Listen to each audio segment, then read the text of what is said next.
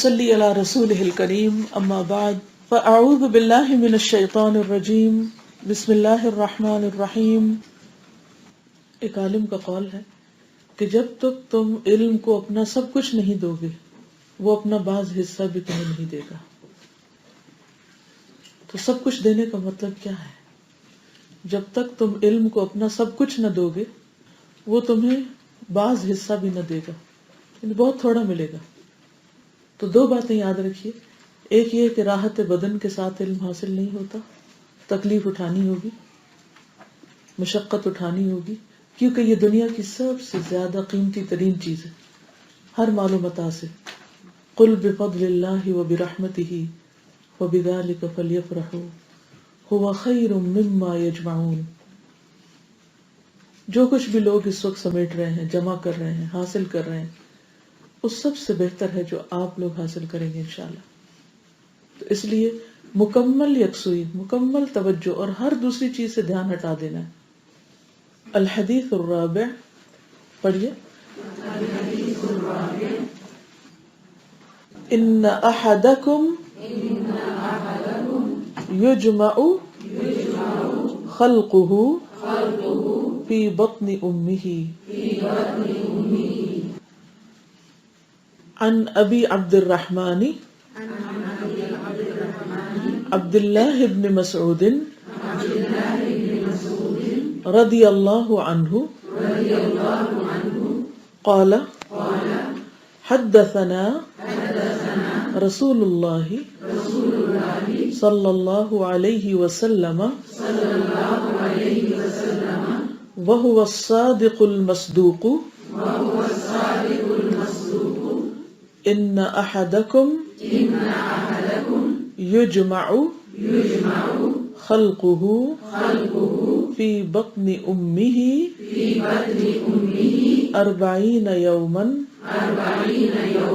نطفة ثم يكون علقة مثل ذلك ثم يكون مضغة مثل ذلك ثم يرسل إليه الملك فينفخ فيه الروح ويؤمر بأربع كلمات بكتب رزقه وأجله وعمله وشقی ام سعید۔ یہ جو میرے پاس روایت ہے اس میں زیر لگی ہوئی ہے، لیکن اب اس میں دونوں میں فرق کیا ہے؟ فرق یہ ہے کہ انہوں نے بی کتبی کہا ہے نا، بی کتبی، تو اس سے شقیین لکھا ہے، لیکن اگر اس کو الگ جملہ پڑھیں گے تو وہ شقی ام سعید۔ ٹھیک، چلیے۔ فواللہ الذی لا الہ غیرہ ان احدکم لیعمل بعمل اہل الجنۃ حتی ما یکون بینہ وبینہا الا ذراع فیسبق علیہ الکتاب فیعمل بعمل اہل النار فیدخلها وان احدکم لیعمل بعمل اہل النار حتی ما یکون بینہ وبینہا الا ذراع فیسبق علیہ الکتاب فیعمل بعمل اہل الجنۃ فیدخلها۔ رواہ البخاری ومسلم۔ عن ابی عبد الرحمن عبد اللہ بن مسعود رضی اللہ عنہ قال حدثنا رسول اللہ صلی اللہ علیہ وسلم وهو الصادق المصدوق ان احدکم یجمع خلقه فی بطن امه 40 یوما نطفة ثم يكون علقة مثل ذلك ثم يكون مضغة مثل ذلك ثم يرسل إليه الملك فينفخ فيه الروح ويؤمر ب4 كلمات بكتب رزقه وأجله وعمله وشقي أم سعيد فوالله الذي لا إله غيره إن أحدكم ليعمل بعمل أهل الجنة حتى ما يكون بينه وبينها إلا ذراع فيسبق عليه الكتاب فيعمل بعمل أهل النار فيدخلها وإن أحدكم ليعمل بعمل أهل النار حتى ما يكون بينه وبينها إلا ذراع فيسبق عليه الكتاب فيعمل بعمل أهل الجنة فيدخلها رواه البخاري ومسلم.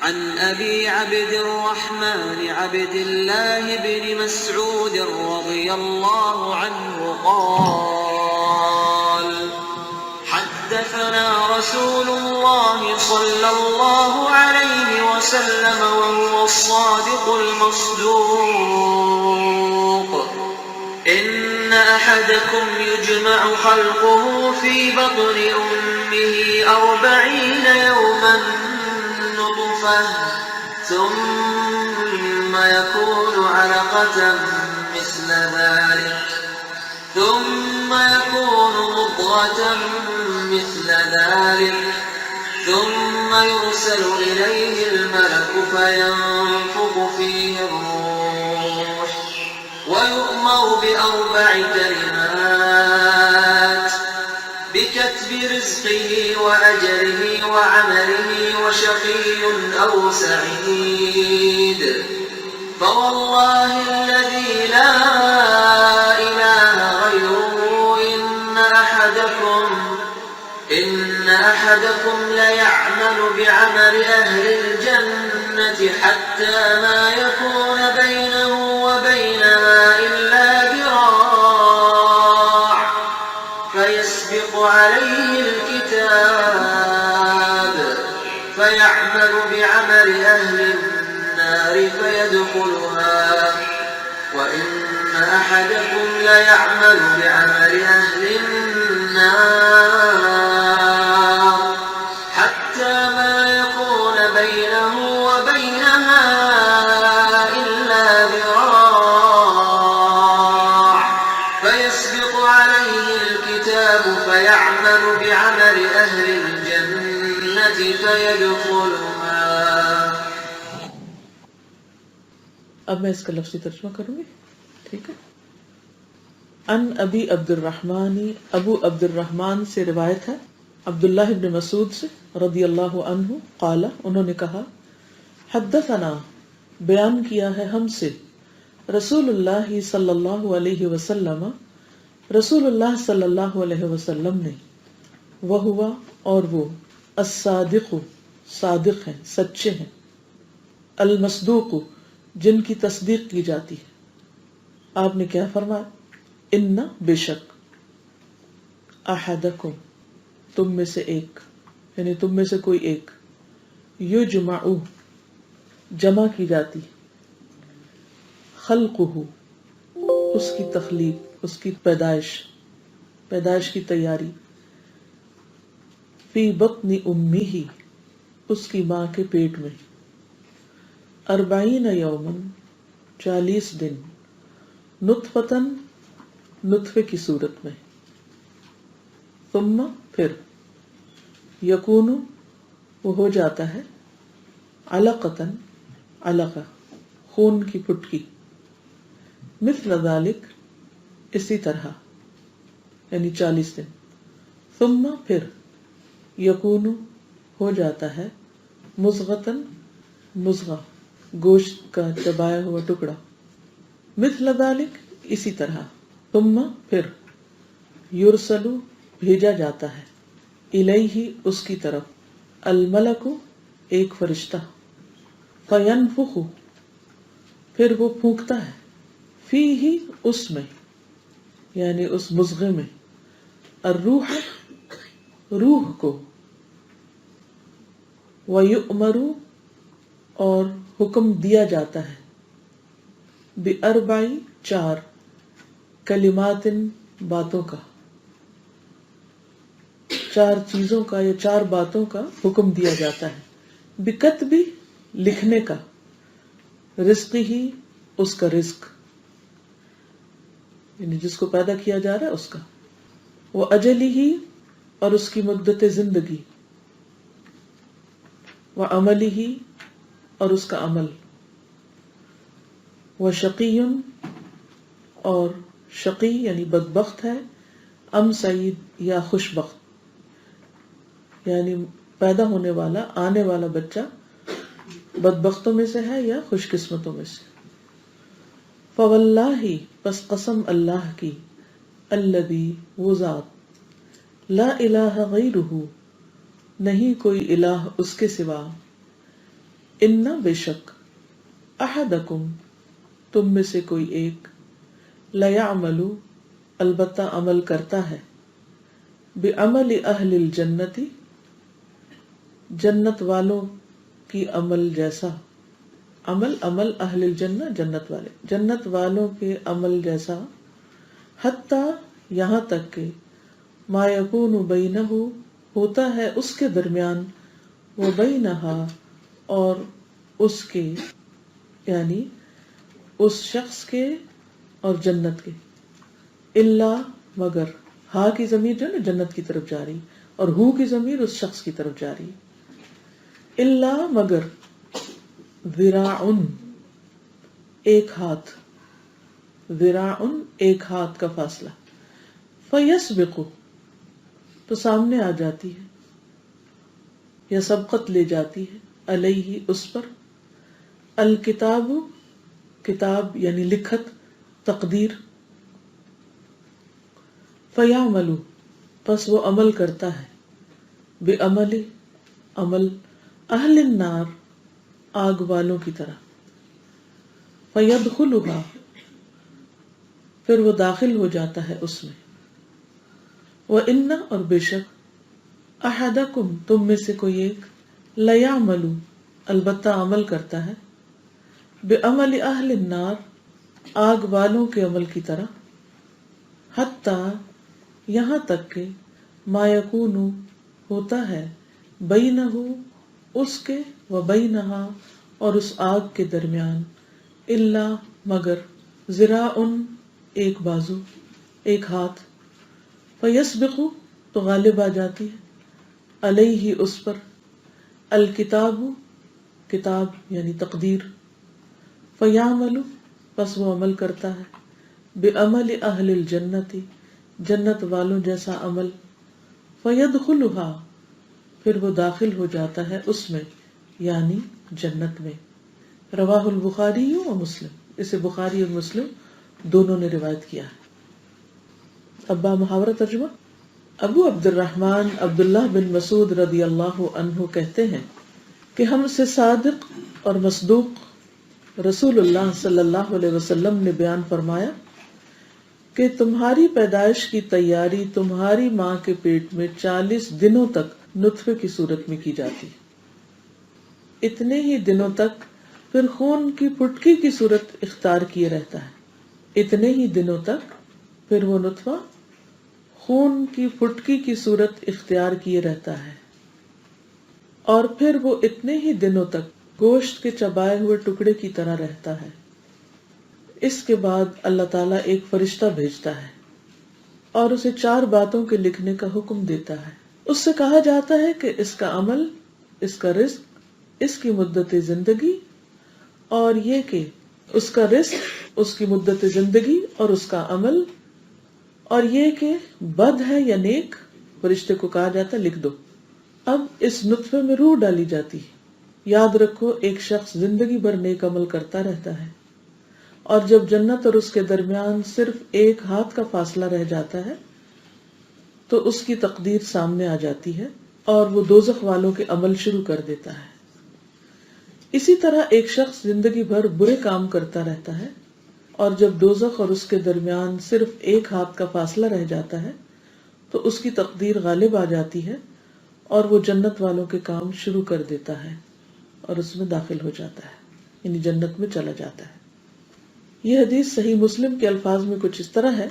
عامر بن واصلہ کہتے ہیں کہ انہوں نے عبداللہ بن مسعود رضی اللہ عنہ کو کہتے ہوئے سنا، بدبخت وہی ہے جو اپنی ماں کے پیٹ میں بدبخت ہو، اور نیک بخت وہ ہے جو دوسروں سے نصیحت حاصل کرے۔ پس اصحاب رسول صلی اللہ علیہ وسلم میں سے ایک آدمی آیا جسے حذیفہ بن اسید غفاری کہا جاتا تھا، اور عامر بن واصلہ سے ابن مسعود کا یہ قول روایت کیا۔ تو عامر نے کہا، آدمی بغیر عمل کے بدبخت کیسے ہو سکتا ہے؟ یعنی جب تک عمل نہ کرے تو بدبخت کیسے؟ تو اس سے حذیفہ نے فرمایا، کیا تم اس بات سے تعجب کرتے ہو؟ میں نے رسول اللہ صلی اللہ علیہ وسلم سے سنا، آپ نے فرمایا، جب نطفے پر 40 راتیں گزر جاتی ہیں تو اللہ تعالیٰ اس کی طرف ایک فرشتہ بھیجتے ہیں جو اس کی صورت بناتا ہے، اس کے کان، آنکھیں، جلد، گوشت اور ہڈیاں، یعنی ان کی ایک طرح سے ڈیزائننگ کرتا ہے۔ پھر عرض کرتا ہے، اے رب، یہ مذکر ہے یا مؤنث، لڑکا ہوگا یا لڑکی؟ بس تیرا رب جو چاہتا ہے فیصلہ کرتا ہے، اور فرشتہ لکھ لیتا ہے۔ فرشتہ پھر عرض کرتا ہے، اے رب، اس کی عمر؟ تو تیرا رب جو چاہتا ہے حکم دیتا ہے اور فرشتہ لکھ دیتا ہے۔ پھر وہ عرض کرتا ہے، رب، اس کا رزق؟ تو تیرا رب جو چاہتا ہے حکم دیتا ہے اور فرشتہ لکھ لیتا ہے۔ پھر فرشتہ وہ کتاب اپنے ہاتھ میں لے کر نکل جاتا ہے، اور اس میں جو اسے حکم دیا جاتا ہے نہ کوئی زیادتی کرتا ہے نہ کمی کرتا ہے، یعنی اصل حکم اللہ ہی کا ہوتا ہے۔ ایک اور روایت میں آتا ہے، حذیفہ بن اسید غفاری رضی اللہ عنہ سے روایت ہے کہ میں نے اپنے ان 2 کانوں سے رسول اللہ صلی اللہ علیہ وسلم کو فرماتے ہوئے سنا، نطفہ رحم میں 40 رات تک رہتا ہے، پھر فرشتہ اس پر صورت بناتا ہے، یا کہا کہ اس کی تخلیق کرتا ہے، یعنی اللہ کے حکم سے۔ پھر عرض کرتا ہے، اے رب، یہ مذکر ہے یا مؤنث؟ پس اللہ تعالیٰ اسے مذکر یا مؤنث بنا دیتا ہے۔ پھر عرض کرتا ہے، اے رب، اس کے اعضاء پورے اور برابر ہوں یا ادھورے اور ناہموار؟ پس اللہ اسے کامل الاعضاء یا ادھورے اعضاء والا بنا دیتا ہے۔ پھر عرض کرتا ہے، اے رب، اس کا رزق کتنا ہے، اس کی عمر کیا ہے، اس کے اخلاق کیا ہے؟ پھر اللہ اسے شقی یا سعید یعنی بدبخت یا نیک بخت بتاتا ہے کہ یہ کون ہوگا۔ ٹھیک ہے، ہو سکتا ہے آپ کہہ رہے ہو کہ ایک حدیث ہی کافی تھی، 2 اور کیوں سنائی؟ آپ کا کیا خیال ہے، کیوں سنائی؟ ہاتھ کھڑا کر کے بتائیے جی۔ ایک طرح سے اور دلیل کے ساتھ سامنے اچھا، دلیل ہوگی، اور کوئی وجہ؟ واضح بھی کیا، تھوڑی باتیں مزید واضح ہوئی۔ پہلی حدیث میں مختصراً کا حکم دیا جاتا ہے، اور یہاں پر وہ فرشتہ سوال کر رہا ہے اور پھر اس کو ساتھ ساتھ حکم مل رہا ہے۔ اور کوئی وجہ بتائیے؟ ڈفرینٹ آبزرویشنز اور ریپیٹیشن سے ذہن نشین بھی ہوتا ہے۔ ایک اہم وجہ یہ بھی ہے، آپ بتائیے۔ یعنی کہیں کوئی تفصیل ملتی ہے، کہیں اختصار بھی ملتا ہے۔ ایک اور اہم وجہ یہ بھی ہے کہ آپ کو مثلاً میں یہاں ایک حدیث پڑھاؤں گی، اس کے بعد ہو سکتا ہے آپ کہیں اور کتاب پڑھ رہے ہوں، وہاں دوسری حدیث آئے تو آپ پریشان ہو کہ نہیں، ہم نے تو یہ نہیں پڑھی تھی، وہ تو یوں تھا اور یہ شخص غلط بتا رہا ہے۔ جب علم کم ہوتا ہے تو اس کا نقصان کیا ہوتا ہے؟ ذہن تنگ ہوتا ہے۔ جب ذہن تنگ ہوتا ہے تو ہم بہت جلدی فتوے دینے لگتے ہیں، بہت جلدی دوسرے کے بارے میں رائے کام کرنے لگتے ہیں۔ تو یہاں یعنی اس وقت آپ لیکچرز نہیں سن رہے، بلکہ اس وقت آپ ایک علم کی کلاس میں ہیں، ایک کورس کر رہے ہیں اور حدیث پڑھ رہے ہیں، اور حدیث پڑھانے کا یہ طریقہ ہوتا ہے۔ ٹھیک ہے، آپ میں سے کسی نے فتح الباری کا نام سنا ہوا، جو بخاری کی شرح ہے؟ اگر ممکن ہو تو نیٹ سے ہی ذرا اس کو دیکھیے کہ جب وہ پہلی حدیث لاتے ہیں، یہی جو میں نے آپ کو نیت کے اوپر سنائی، تو اس پر جو روایات آتی ہیں تو آپ حیران ہو جائیں گے کس کس طریقے۔ آپ نے دیکھی ہوئی؟ جی تھوڑا سا بتائیے۔ ہاں جی، اس میں جیسے کہ آپ نے بتایا تھا مفہوم کچھ ملتا جلتا تھا، لیکن روایت جو تھی نا مختلف روایات سے آئی، اور اس میں تھوڑا تھوڑا الفاظ کا فرق، جی الفاظ کا اور پھر وہ پورے ریفرنس کوٹ کرتے ہیں، جی، یعنی پوری ایک دنیا ہے اس علم کی۔ ہم نے چونکہ اس میں اس ونڈو سے جھانک کے دیکھا ہی نہیں، اس لیے ہم اس کے اندازہ ہی نہیں کر سکتے۔ تو اس میں سے جو ضروری چیزیں ہوتی ہیں وہ آپ کے سامنے رکھ دی جاتی۔ اب آپ کے پارٹ پر یہ ضروری نہیں کہ آپ ہر بات لکھیں، ہر چیز مت لکھیں، کیونکہ اس سے پھر آپ بہت تھک جائیں گے، انجوائے نہیں کر سکیں گے. اس پر کچھ چیزیں غور سے سنا کریں. کہیں اختلاف آئے یا آپ کے مائنڈ میں کوئی چیز آئے کہ یہ نوٹ کرنے کی، تو اس کو آپ پوائنٹس کی شکل میں نوٹ کر لیا کریں. پھر گھر جا کے ریوائز کیا کریں. پھر دیکھا کریں کہ کوئی بات اگر اپنی ہی لکھی سمجھ نہیں آئی تو نیا نیا جب لکھا ہوتا ہے نا تو وہ پھر اپنے نوٹس خود بھی انسان اپنے حافظے سے تھوڑے کمپلیٹ کر لیتا ہے. تو اس سے آپ کو انشاءاللہ زیادہ فائدہ ہوگا، یعنی واقعی آپ پھر انجوائے کریں گے. اور ہو سکتا ہے اللہ تعالیٰ فیوچر میں آپ کے لیے اس علم کو اور زیادہ آگے حاصل کرنے کے راستے کھول دے. اور کیونکہ اللہ کے رسول صلی اللہ علیہ وسلم کو جو دعا سکھائی گئی تھی وَقُلْ رَبِّ زِدْنِي عِلْمًا، کہ اللہ میرے علم میں اضافہ فرما. تو ہم میں سے ہر شخص کو اس کا حریص ہونا چاہیے. ٹھیک ہے. یہ حدیث اپنے باب کی علم دین میں مشکل ترین حدیث ہے، جس کی وضاحت کرنا، جس کا سمجھنا واقعی ایک مشکل کام ہے، کیونکہ یہ مسئلہ تقدیر سے متعلق ہے، جس کے بارے میں عام طور پر ذہنوں میں بہت سے سوال بھی پائے جاتے ہیں. اور اسی سے مسلمانوں کے اندر بہت سے گروہ بھی پیدا ہوئے اور سوچ کے اندر ڈیویشن بھی آئی اور بھٹکنے کے بہت چانسز بھی ہوتے ہیں اس میں. تو اس لیے خاص طور پر اللہ تعالیٰ سے دعا کریں کہ اللہ تعالیٰ تو ہمارا سینہ کھول دے اور ہمیں حق سمجھا دے، کیونکہ اللہ ہی سمجھا سکتا ہے، کوئی بندہ کچھ نہیں کر سکتا. انک لا تہدی من احببت، آپ کسی کو ہدایت نہیں دے سکتے جس سے آپ محبت رکھتے ہو کہ وہ سمجھ جائے. یہ اللہ ہی ہدایت دیتا ہے. تو ہم اس وقت اللہ تعالیٰ سے ہی ہدایت مانگتے ہیں، اسی سے ہی رہنمائی طلب کرتے ہیں. اور اللہ تعالیٰ اس بات سے جو واقعی سکھانا چاہتا ہے، ہماری دعا ہے کہ اللہ ہم کو وہ سکھا دے، ہمارے دل کو کھول دے اور ہمیں شرح صدر عطا فرمائے اور ہمارے دل کو اطمینان نصیب فرمائے. تقدیر کے بارے میں 2-3 چیزیں آپ ذہن میں رکھیے. پیچھے میں نے آپ کو حدیث جبریل میں ایمان کے بارے میں جب بتایا تو تقدیر کے بارے میں کچھ باتیں بتائی تھی. پہلی بات تو یہ جاننے کی ہے کہ اس دنیا میں ہر کام اللہ کی مرضی سے ہوتا ہے. یہ جملہ لکھ لی. وہ کیوں؟ اس کی مرضی کیوں؟ کوئی بتائے گا آپ میں سے؟ اسی نے یہ دنیا پیدا کی، وہی اس کا مالک ہے. مالک جو چاہے کرے. مثلا اگر یہ ٹیشو پیپر میری ملکیت ہے اور میں اس کو اٹھا کے پیش کر دیتی ہوں، آپ کو کوئی اعتراض؟ کیوں؟ میرا ٹیشو پیپر. اور اکثر ایسا نہیں ہوتا، لوگ اپنے بیگ سے ٹیشو نکالتے ہیں، تھوڑا سا یوز کرتے ہیں، پھر اس کو مچوڑ مچاڑ کے عام طور پہ پھینکتے بھی کیسے ہیں، اور دور سے تھرو کر دیتے ہیں. کوئی ان کو یہ نہیں کہتا کیوں کر رہے ہو. اگر کوئی آبجیکٹ کرے بھی تو وہ کیا کہیں گے؟ Mind your business. آپ کون ہیں؟ آپ کو کیا آبجیکشن، آپ کو کیا اعتراض؟ میری چیز ہے نا. ہم اپنی جان، اپنی روح، اپنے مال، اپنے عقل، اپنے علم، اپنی کسی چیز کے مالک نہیں ہیں. ہمارا مالک بھی اللہ رب العزت ہے. تو یہ اس کا حق ہے کہ وہ جو چاہے جیسے چاہے اپنی مخلوق میں تصرف کرے. ہمیں اس پر کوئی objection نہیں ہونی چاہیے. لا يسأل عما يفعل وهم يسألون. لا يسأل، وہ نہیں پوچھا جاتا، اس سے نہیں سوال کیا جا سکتا. عما يفعل، جو وہ کرتا ہے.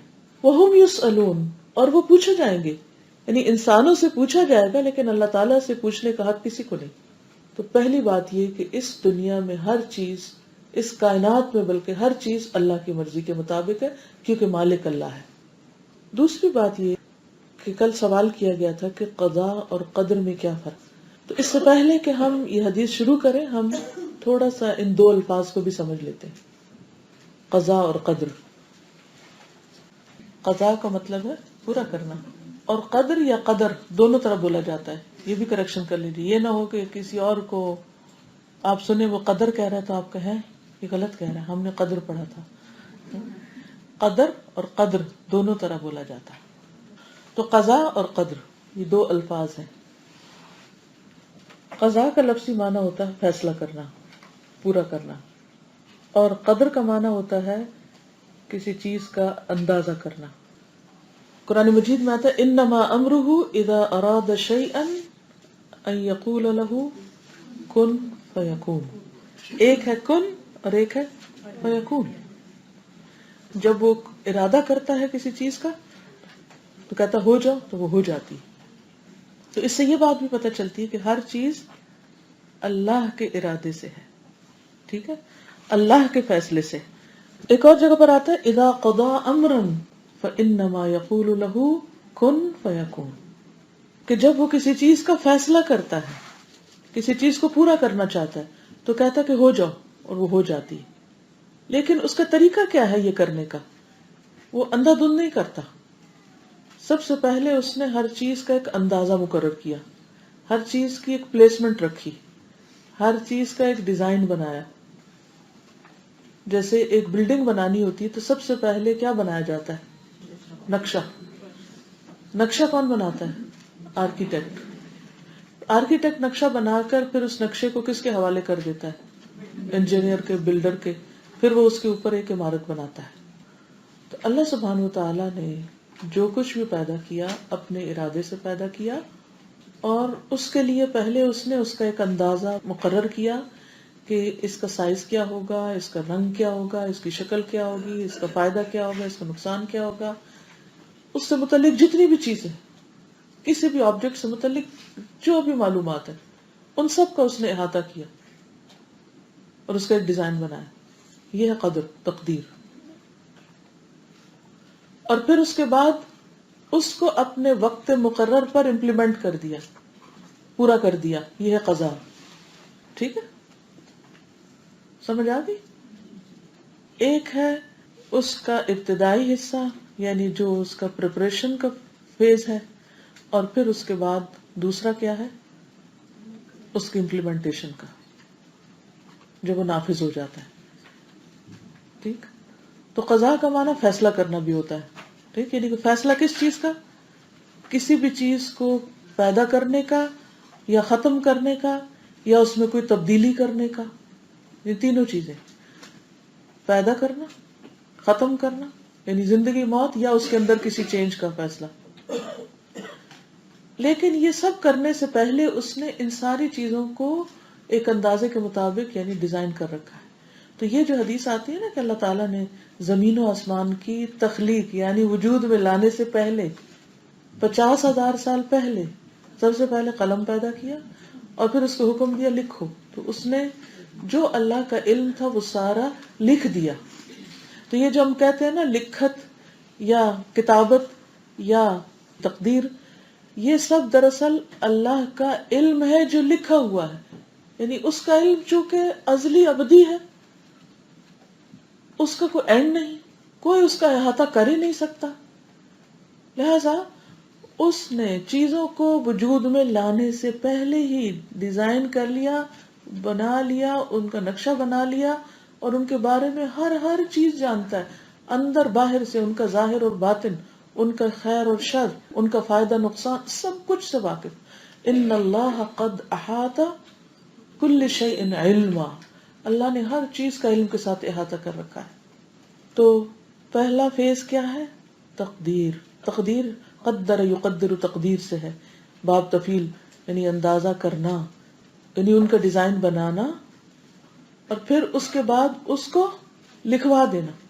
ڈیزائن بھی بنا لیا اور لکھوا بھی دیا. اب کیا ہو رہا ہے؟ جب جس چیز کو دنیا میں لانے کا ارادہ کرتا ہے اتنی ساتھ ساتھ امپلیمنٹیشن کرواتا جا رہا ہے، اسے پیدا کرتا جا رہا ہے، یا فوت کر دیتا ہے، یا اس میں کوئی تبدیلی کر دیتا ہے. یہ تینوں چیزیں بھی اس کے اپنے اختیار میں ہیں، کیونکہ ان اللہ علی کل شیء قدیر. حقیقت یہ ہے کہ اللہ سبحانہ و تعالیٰ کے دین کو، اس کی حکمتوں کو، اس کے مصلحتوں کو، اس کے فائدوں کو، ایون تقدیر کے مسئلے کو سمجھنے سے پہلے ایک کام کرنا ضروری ہے، اور وہ ہے اللہ سبحانہ و تعالیٰ کے اسماء و صفات کا مطالعہ. اس رمضان کا میرا ٹارگٹ ہے انشاءاللہ العزیز کہ میں اللہ تعالیٰ کے ناموں اور صفات پر روزانہ لیکچر دوں گی انشاءاللہ. یہ تو میرا ارادہ نا، باقی جب تک اللہ کا ارادہ نہیں ہوگا تو وہ کام تمام نہیں ہوگا. اگر اللہ کا اذن ہوگا تو انشاءاللہ یہ ہو جائے. کیونکہ مجھے اوور دا ایئرز پڑھانے کے بعد یہ چیز محسوس ہوئی کہ بعض اوقات قرآن مجید کی ایکسپلینیشن بھی کر دی جاتی ہے، حدیث بھی سمجھا دی جاتی ہے، لیکن چونکہ اللہ سبحانہ و تعالیٰ کے بارے میں ہی لوگوں کو پتہ نہیں، لہٰذا بعض اوقات اللہ کا کلام یا اللہ کے فیصلے سمجھ نہیں آتے کہ وہ ایسا کیوں کر رہا ہے. دیکھیے کہ جب کرنے والے کی سمجھ آ جاتی ہے نا کہ وہ ہے کون، تو پھر جو کچھ وہ کرتا ہے وہ سب کچھ سمجھ آتا ہے. تو کرنے والے کو سمجھنا ضروری ہے، اس کی پہچان ان ڈیپتھ ضروری ہے کہ اس کی قوتیں ہیں کیا، وہ ہستی ہے کیسی. تو انشاءاللہ ہر چیز کا ایک وقت ہے. تو یہ تو ایک مختصر سا تعارف تھا یعنی قضاء اور قدر کا. پھر آپ دیکھیے کہ صرف انسان کی نہیں، کائنات میں جتنی چیزیں ہیں سب کی تقدیر لکھی ہوئی ہے. یہ بھی یاد رکھنے کی بات ہے.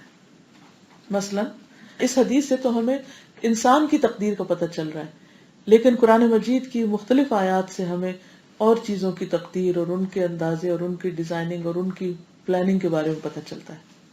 اور یہ بھی یاد رکھیے کہ تقدیر کا لفظ جو قدر سے ہے، اسی سے ان اللہ علی کل شیء قدیر بھی ہے، اور پھر قدرناہ، قدر یہ سب اسی روٹ سے نکلے ہوئے لفظ ہیں. سورۃ یاسین میں اللہ تعالیٰ فرماتے ہیں والشمس تجری، پڑھیے آپ کو آتی ہے سورۃ یاسین، لمستقر لها ذالک تقدیر العزیز العلیم. کیا مطلب ہے اس کا؟ سورج والشمس تجری، چل رہا ہے، دوڑ رہا ہے، کس کے لیے؟ لمستقر، ایک ٹھکانے کے لیے، لہا جو اس کے لیے مقرر ہے کہ کہاں تک جانا ہے اس کو. یہ اس کا رستہ اور اس کا ٹھکانہ کس نے بنایا؟ جس نے سورج کو بنایا کہ تم یہاں سے یہاں تک چلو گے. ذالک تقدیر کس کی؟ العزیز العلیم کی. یہ اس غالب اور زبردست علم والے کی تقدیر ہے بنائی ہوئی، جو پہلے سے ہی اس نے ڈیزائن کر دی تھی، اور اب سورج اس کے مطابق ان رستوں پہ چل رہا ہے. وہ اس کو فالو کر رہا ہے، اس کی پیروی کر رہا ہے. چاند کے بارے میں کیا فرمایا؟ والقمر قدرناہ منازل، وہاں بھی تقدیر قدرناہ، وہی لفظ ہے تقدیر کا، قدرناہ، ہم نے اس کا اندازہ مقرر کیا، ہم نے اس کی منزلیں مقرر کی. والقمر قدرناہ منازل، آگے حتی عاد کالعرجون القدیم. پہلے دن کتنا نکلے گا، پھر کتنا، پھر کتنا، 14ویں پہ کتنا ہو جائے گا، پھر واپس کیسے پلٹے گا. یہ ساری ڈیزائننگ کس کی ہے؟ اللہ سبحانہ وتعالیٰ کی. کوئی اور ہے جو اس کو ذرا تبدیل کر دیکھے؟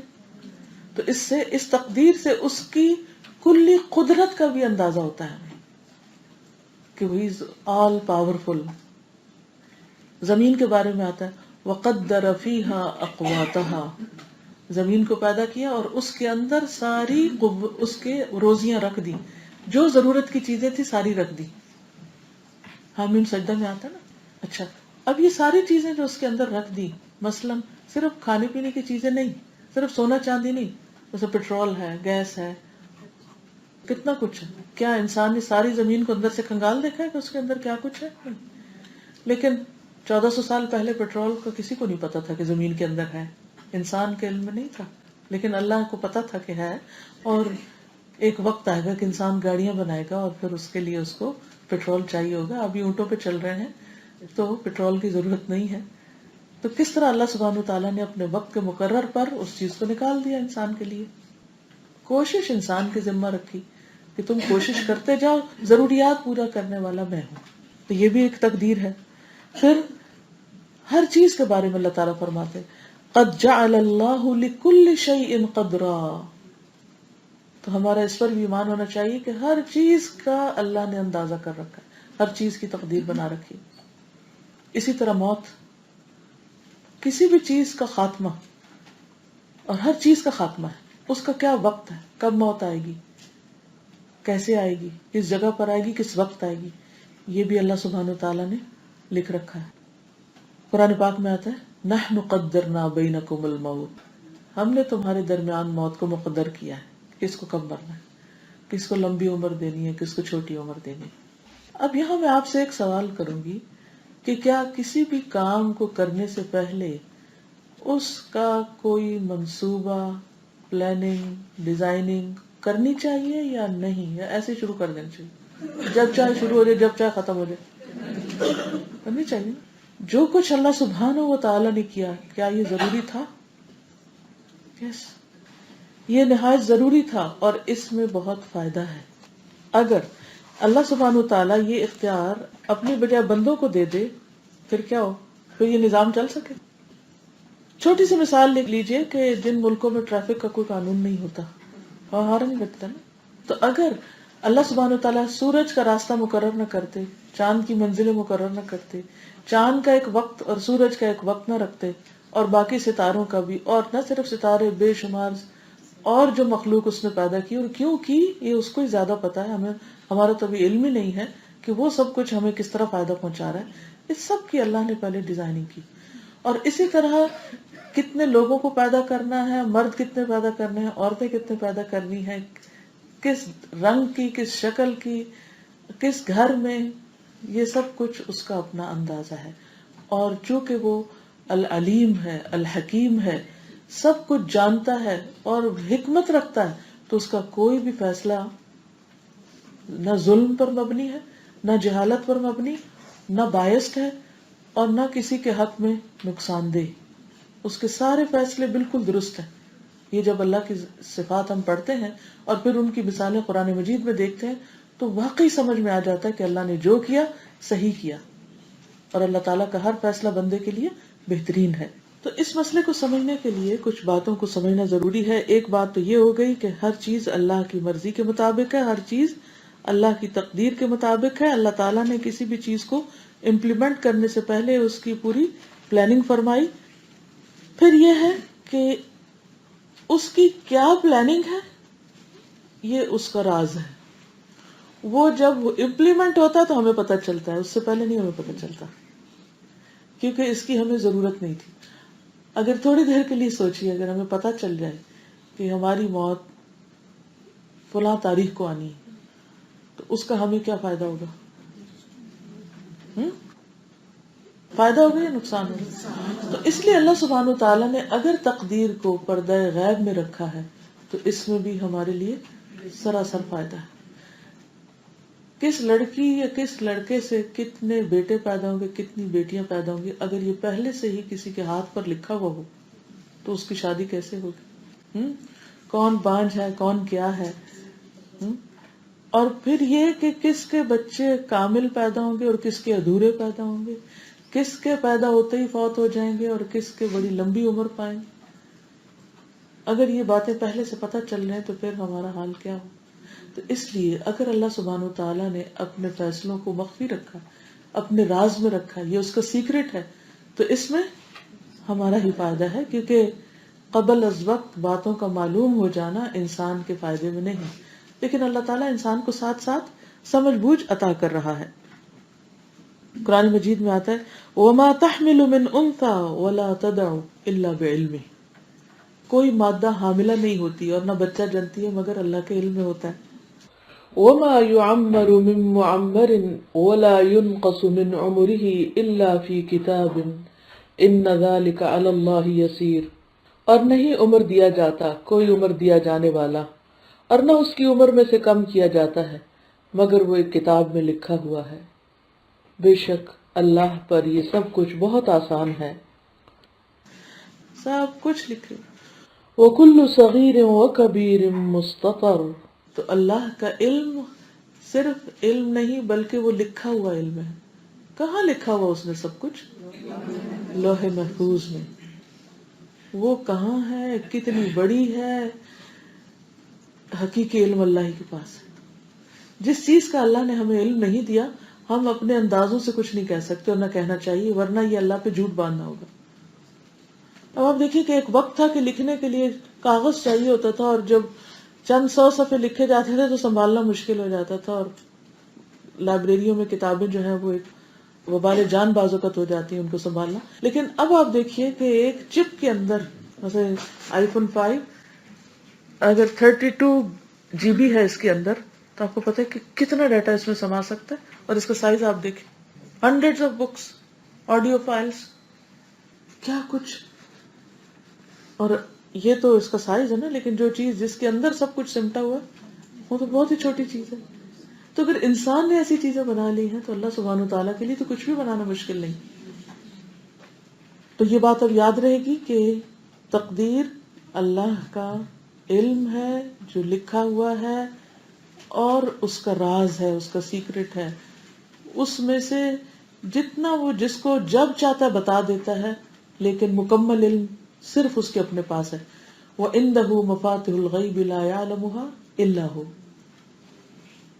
پھر قرآن مجید میں اللہ تعالیٰ نے اپنے ارادے کا ذکر کیا ہے اور انسان کے ارادے، دونوں کے ارادے کا ذکر، یعنی تقدیر اللہ کا ارادہ بھی ہے کہ اذا قضا امرا ان یقول له کن، ٹھیک ہے، تو وہ ایک ارادہ کرتا ہے اور اس کے ساتھ ساتھ اللہ نے بندے کو بھی ارادہ کرنے کی صلاحیت دے رکھی ہے، ٹھیک. اس کے ارادے کے بارے میں آتا ہے فعال لما یرید، وہ کرتا ہے جو وہ ارادہ کرتا ہے. اور پھر انسان کا ارادہ کیا ہے؟ جو ہم میں سے مثلاً اس وقت ہم یہاں بیٹھے ہیں تو کس کے ارادے سے آئے؟ اپنے ارادے سے، اپنی مرضی سے آئے نا. لیکن یہ مرضی جب پوری ہوئی جب اللہ کا بھی ارادہ شامل ہوا. تو ایک اللہ کا ارادہ ہے، ایک ہمارا ارادہ ہے، ایک ہماری چاہت ہے، ایک اللہ کی چاہت. جب ہمارا ارادہ اللہ کے ارادے کے موافق ہو جاتا ہے تو کام ہو جاتا ہے، اور اگر نہیں ہوتا تو ہمارا ارادہ ڈاواڈول ہو جاتا ہے، ختم ہو جاتا ہے، یا وہ ہو نہیں پاتا. اور اس کی بھی کوئی مصلحت ہوتی، اس کی بھی کوئی وجہ ہوتی، کیونکہ اس وقت اللہ کے ارادے میں کوئی اور چیز ہے جو اس سے بہتر ہے. اس نے ہمارے لیے بھی کچھ اور پلان کیا ہوا ہے جو وقتی طور پہ ہم سمجھ رہے ہوتے ہیں کہ شاید ہمارے لیے بہتر نہیں، کیونکہ ہماری خواہش ہے، نفس کہتا ہے کہ ادھر چلو، جبکہ اللہ تعالیٰ چاہتا ہے کہ ہم اس وقت کچھ اور کریں. مثلاً ایک لڑکی کسی خاص جگہ شادی کرنا چاہتی، لیکن اللہ کا ارادہ نہیں، وہ ہو ہی نہیں پاتی، کیونکہ اللہ تعالیٰ اس سے کوئی اور کام لینا چاہتا ہے اور اس میں بڑی خیر ہوتی ہے. تو بندہ اپنے لیے خود بھی اتنا مہربان نہیں جتنا اس کا رب اس کے لیے مہربان ہے. اس لیے اس نے بندے کو کلی اختیار نہیں دیا، دیا ہے اختیار لیکن کلی نہیں دیا، اس کو اپنے کنٹرول میں رکھا ہے. آزادی دی ہے لیکن وہ آزادی اس کے اوپر اس کا اپنا چیک اور کنٹرول ہے. غزوہ بدر میں جب مسلمان نکلے تھے تو اللہ سبحانہ وتعالیٰ نے فرمایا تریدون عرض الدنیا واللہ یرید الآخرہ. بندے کی ویکنس کیا ہے؟ دنیا چاہتا ہے، اور اللہ کیا چاہتا ہے؟ بندے کے لیے ہمیشہ کی جگہ. آپ دیکھیے کہ ہم عموماً اکثر کون سے کام کرتے ہیں جو ہمیں دنیا میں جلدی فوری ملنے والے فائدے دے دے. کئی دفعہ ایسا ہوتا ہے جو ہم چاہتے ہیں وہ نہیں ہو پاتا، کیونکہ اللہ سبحانہ وتعالیٰ اس وقت ہمارے لیے ہم سے بھی زیادہ بہتر چیز چاہ رہے ہوتے ہیں. آج ہمیں اس کا نہیں پتا، اس لیے ہم اللہ سے ناراض ہو رہے ہوتے ہیں کہ یہ کام کیوں نہیں ہوا، یا ایسا کیوں ہوا اور ایسا کیوں نہ ہو، جبکہ اللہ سبحانہ وتعالیٰ کو خوب پتا ہے کہ بندے کے حق میں کیا بہتر ہے. اس لیے وہ چیز ہم سے وقتی طور پہ روک دیتا ہے اور ہمیشہ کے لیے عطا کر دیتا ہے. صبر کرنے والوں کو جب ان کا اجر قیامت کے دن ملے گا تو دوسرے لوگ کہیں گے کاش ہماری جلد کینچیوں سے کاٹ دی جاتی اور ہم صبر کرتے اور ہمیں بھی یہی ملتا جو انہیں ملا ہے، کیونکہ انما یوفی الصابرون اجرہم بغیر حساب. صبر کرنے والوں کو ان کا اجر بلا حساب ملے گا. اور صبر کیا ہے؟ جب ہمارا ارادہ پورا نہ ہو اللہ کے کسی اور ارادے کی وجہ سے، تو ہم اللہ کی تقدیر کو، اللہ کے ارادے کو ایکسپٹ کر لیں کہ اللہ تو نہیں چاہتا، میں بھی نہیں چاہتی، میں نے تیرا فیصلہ قبول کر لیا.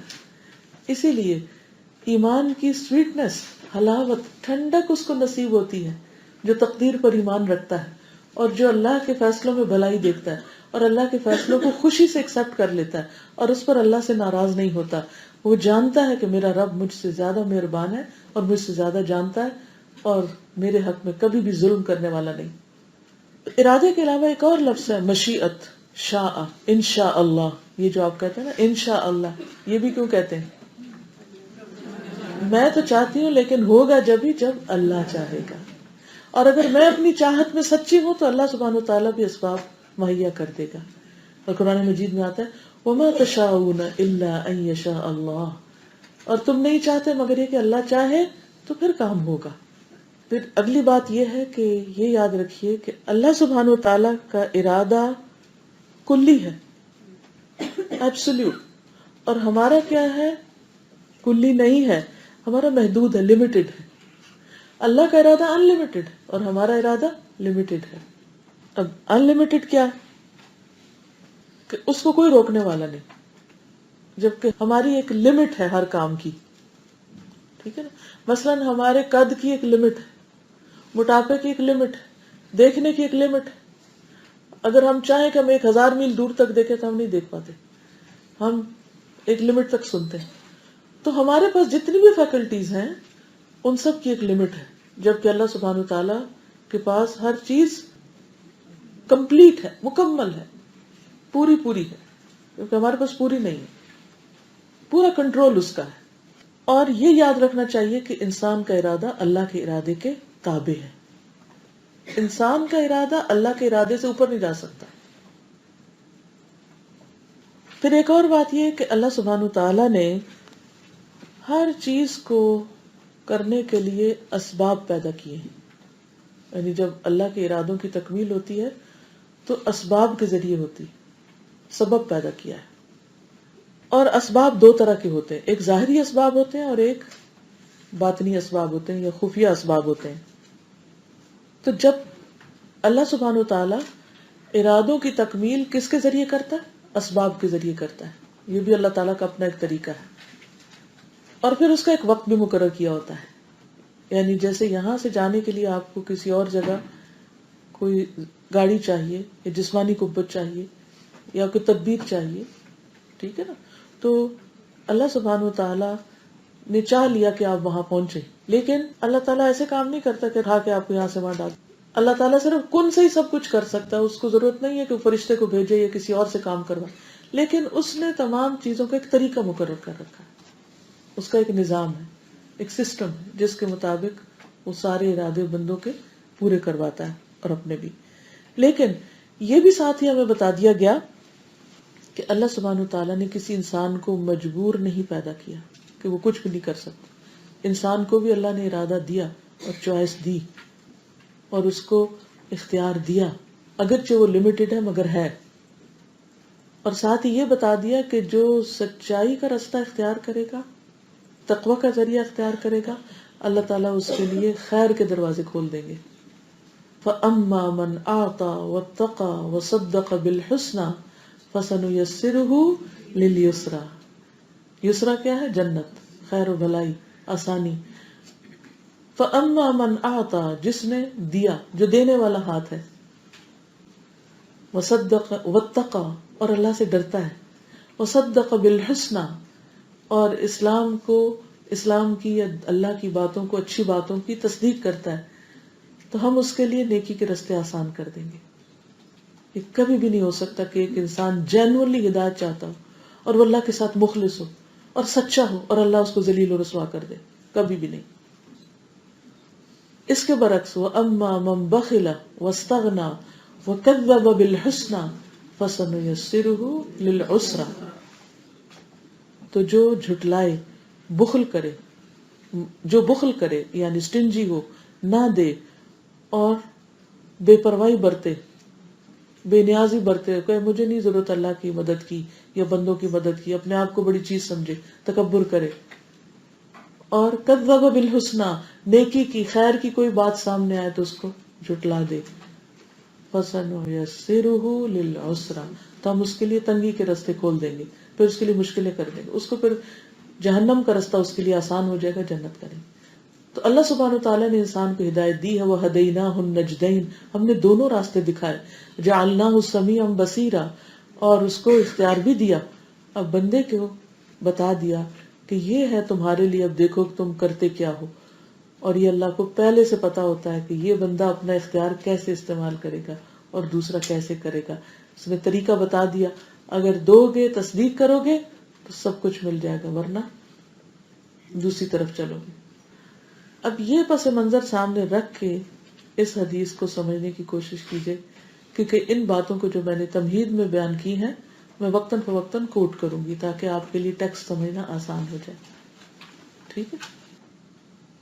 تھوڑا سا مشکل سبق ہے، لیکن یہ کہ انشاءاللہ جب اللہ سے ہم نے دعا کر لی تو اللہ تعالیٰ ہمیں سمجھائے گا بھی، اور اللہ ہی نے سمجھانا ہے. میرے بس اور اختیار میں کچھ بھی نہیں ہے.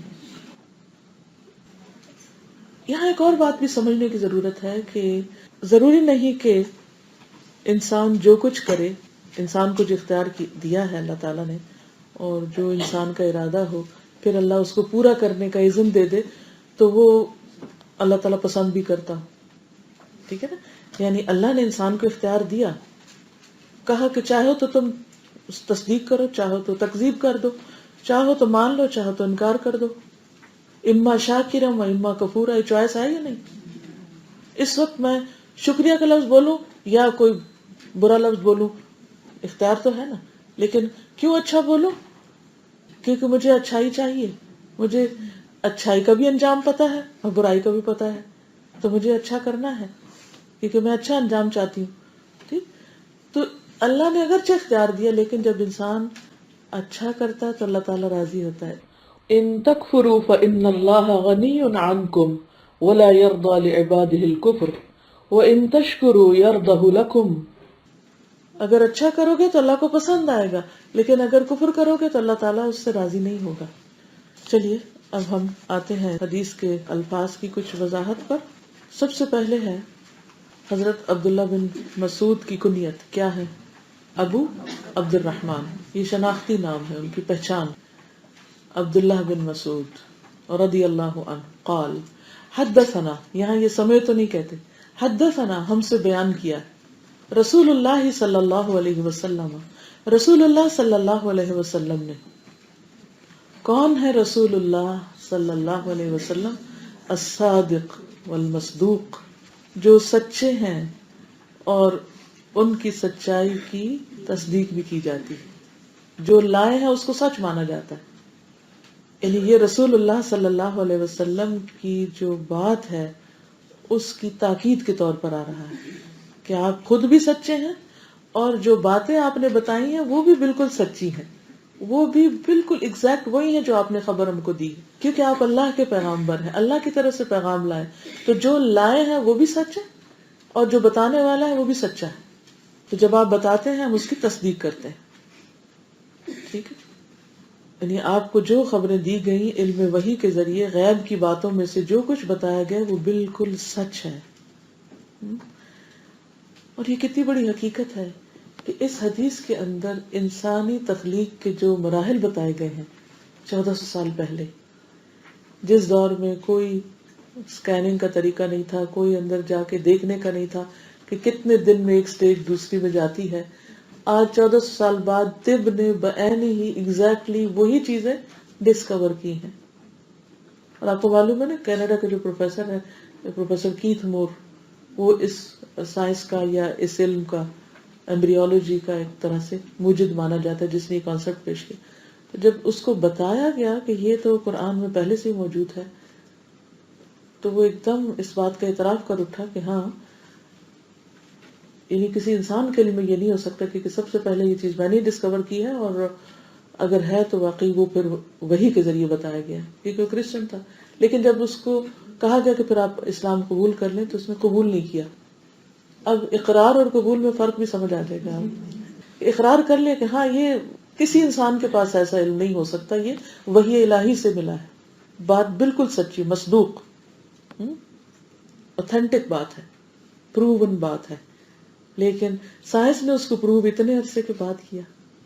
اس سے یہ بھی پتہ چلتا ہے کہ نبی صلی اللہ علیہ وسلم نے ہمیں جو خبریں دی وہ بالکل سچی تھی. نبوت کے بالکل ابتدائی دور میں جب آپ صلی اللہ علیہ وسلم کوہ صفا پہ کھڑے ہو کر لوگوں کو پکار رہے تھے کہ انا النذیر العریان، میں کلم ڈرانے والا ہوں. لوگوں اگر میں اس وقت تمہیں یہ کہوں کہ پہاڑی کے پیچھے سے ایک لشکر تم پہ حملہ آور ہونے والا ہے، کیا تم مانو گے؟ تو نے کہا کہ ہاں ہم تمہیں صادق و امین مانتے ہیں، ہم ضرور مانیں گے. لیکن جب آپ نے یہ فرمایا کہ میں تمہارے پاس اللہ کا پیغامبر بن کر آیا ہوں اور تمہیں یہ بتا رہا ہوں کہ اگر تم اللہ کی بات نہیں مانو تو تم ہلاکت میں پڑ جاؤ گے، تو اس بات کو انہوں نے قبول نہیں کیا. وہ آپ کو صادق تو مانتے تھے لیکن مصدوق نہیں. ہم کیا مانتے ہیں؟ صادق اور مصدوق، کہ آپ سچے ہیں اور آپ جو لائے ہیں وہ بھی سچ ہے اور آپ کی ہم تصدیق کرتے ہیں. اب یہاں پر جو حدیث ہے اس میں کیا آیا ہے؟ آپ نے کیا فرمایا؟ ان احدکم، بے شک تم میں سے کوئی ایک، یجمع خلقہ فی بطن امہ، کہ ماں کے پیٹ میں جمع کیا جاتا ہے اس کی تخلیق کے آغاز میں. کیا انسان ماں کے پیٹ میں جب اس کی کنسپشن ہوتی ہے تو اس سے پہلے آدھا وہ باپ کے اندر ہوتا ہے اور آدھا ماں کے اندر ہوتا ہے، اور پھر ان دونوں کو ماں کے اندر جمع کر دیا جاتا ہے جس سے تخلیق وجود میں آتی، جس سے کریشن کا عمل شروع ہوتا ہے، جس سے پھر وہ ملٹیپلیکیشن شروع ہوتی ہے اور انسان کی گروتھ شروع ہو جاتی. تو اب یہ لفظ آپ کو سمجھ آ رہا ہے؟ یجمع خلقہ فی بطن امہ. اب تو ساری چیزیں آپ دیکھ سکتے ہیں نیٹ پر، ایک ایک سٹیپ اور اب تو لیٹسٹ ریسرچ اور بھی زیادہ مائنیوٹ طریقے سے سامنے آئی ہے کہ کس طرح سپرم جو ہے وہ ماں کے ووم میں اس ایگ میں جاتا ہے، اور وہ جب جمع ہو جاتا ہے تو پھر اس کے بعد ایک جنین بننا شروع ہوتا ہے. اور کس شکل میں ہوتا ہے یہ نطفہ کہتے ہیں منی کے قطرے کو، یعنی ماں اور باپ دونوں کے جو سپرم اور اووم ہے اس کے ساتھ تخلیق کا عمل شروع ہوتا ہے جب وہ جمع ہوتا ہے، اکٹھا ہوتا ہے. اور یہ آہستہ آہستہ گروتھ ہوتی ہے حتیٰ کہ 40 دن گزر جاتے ہیں.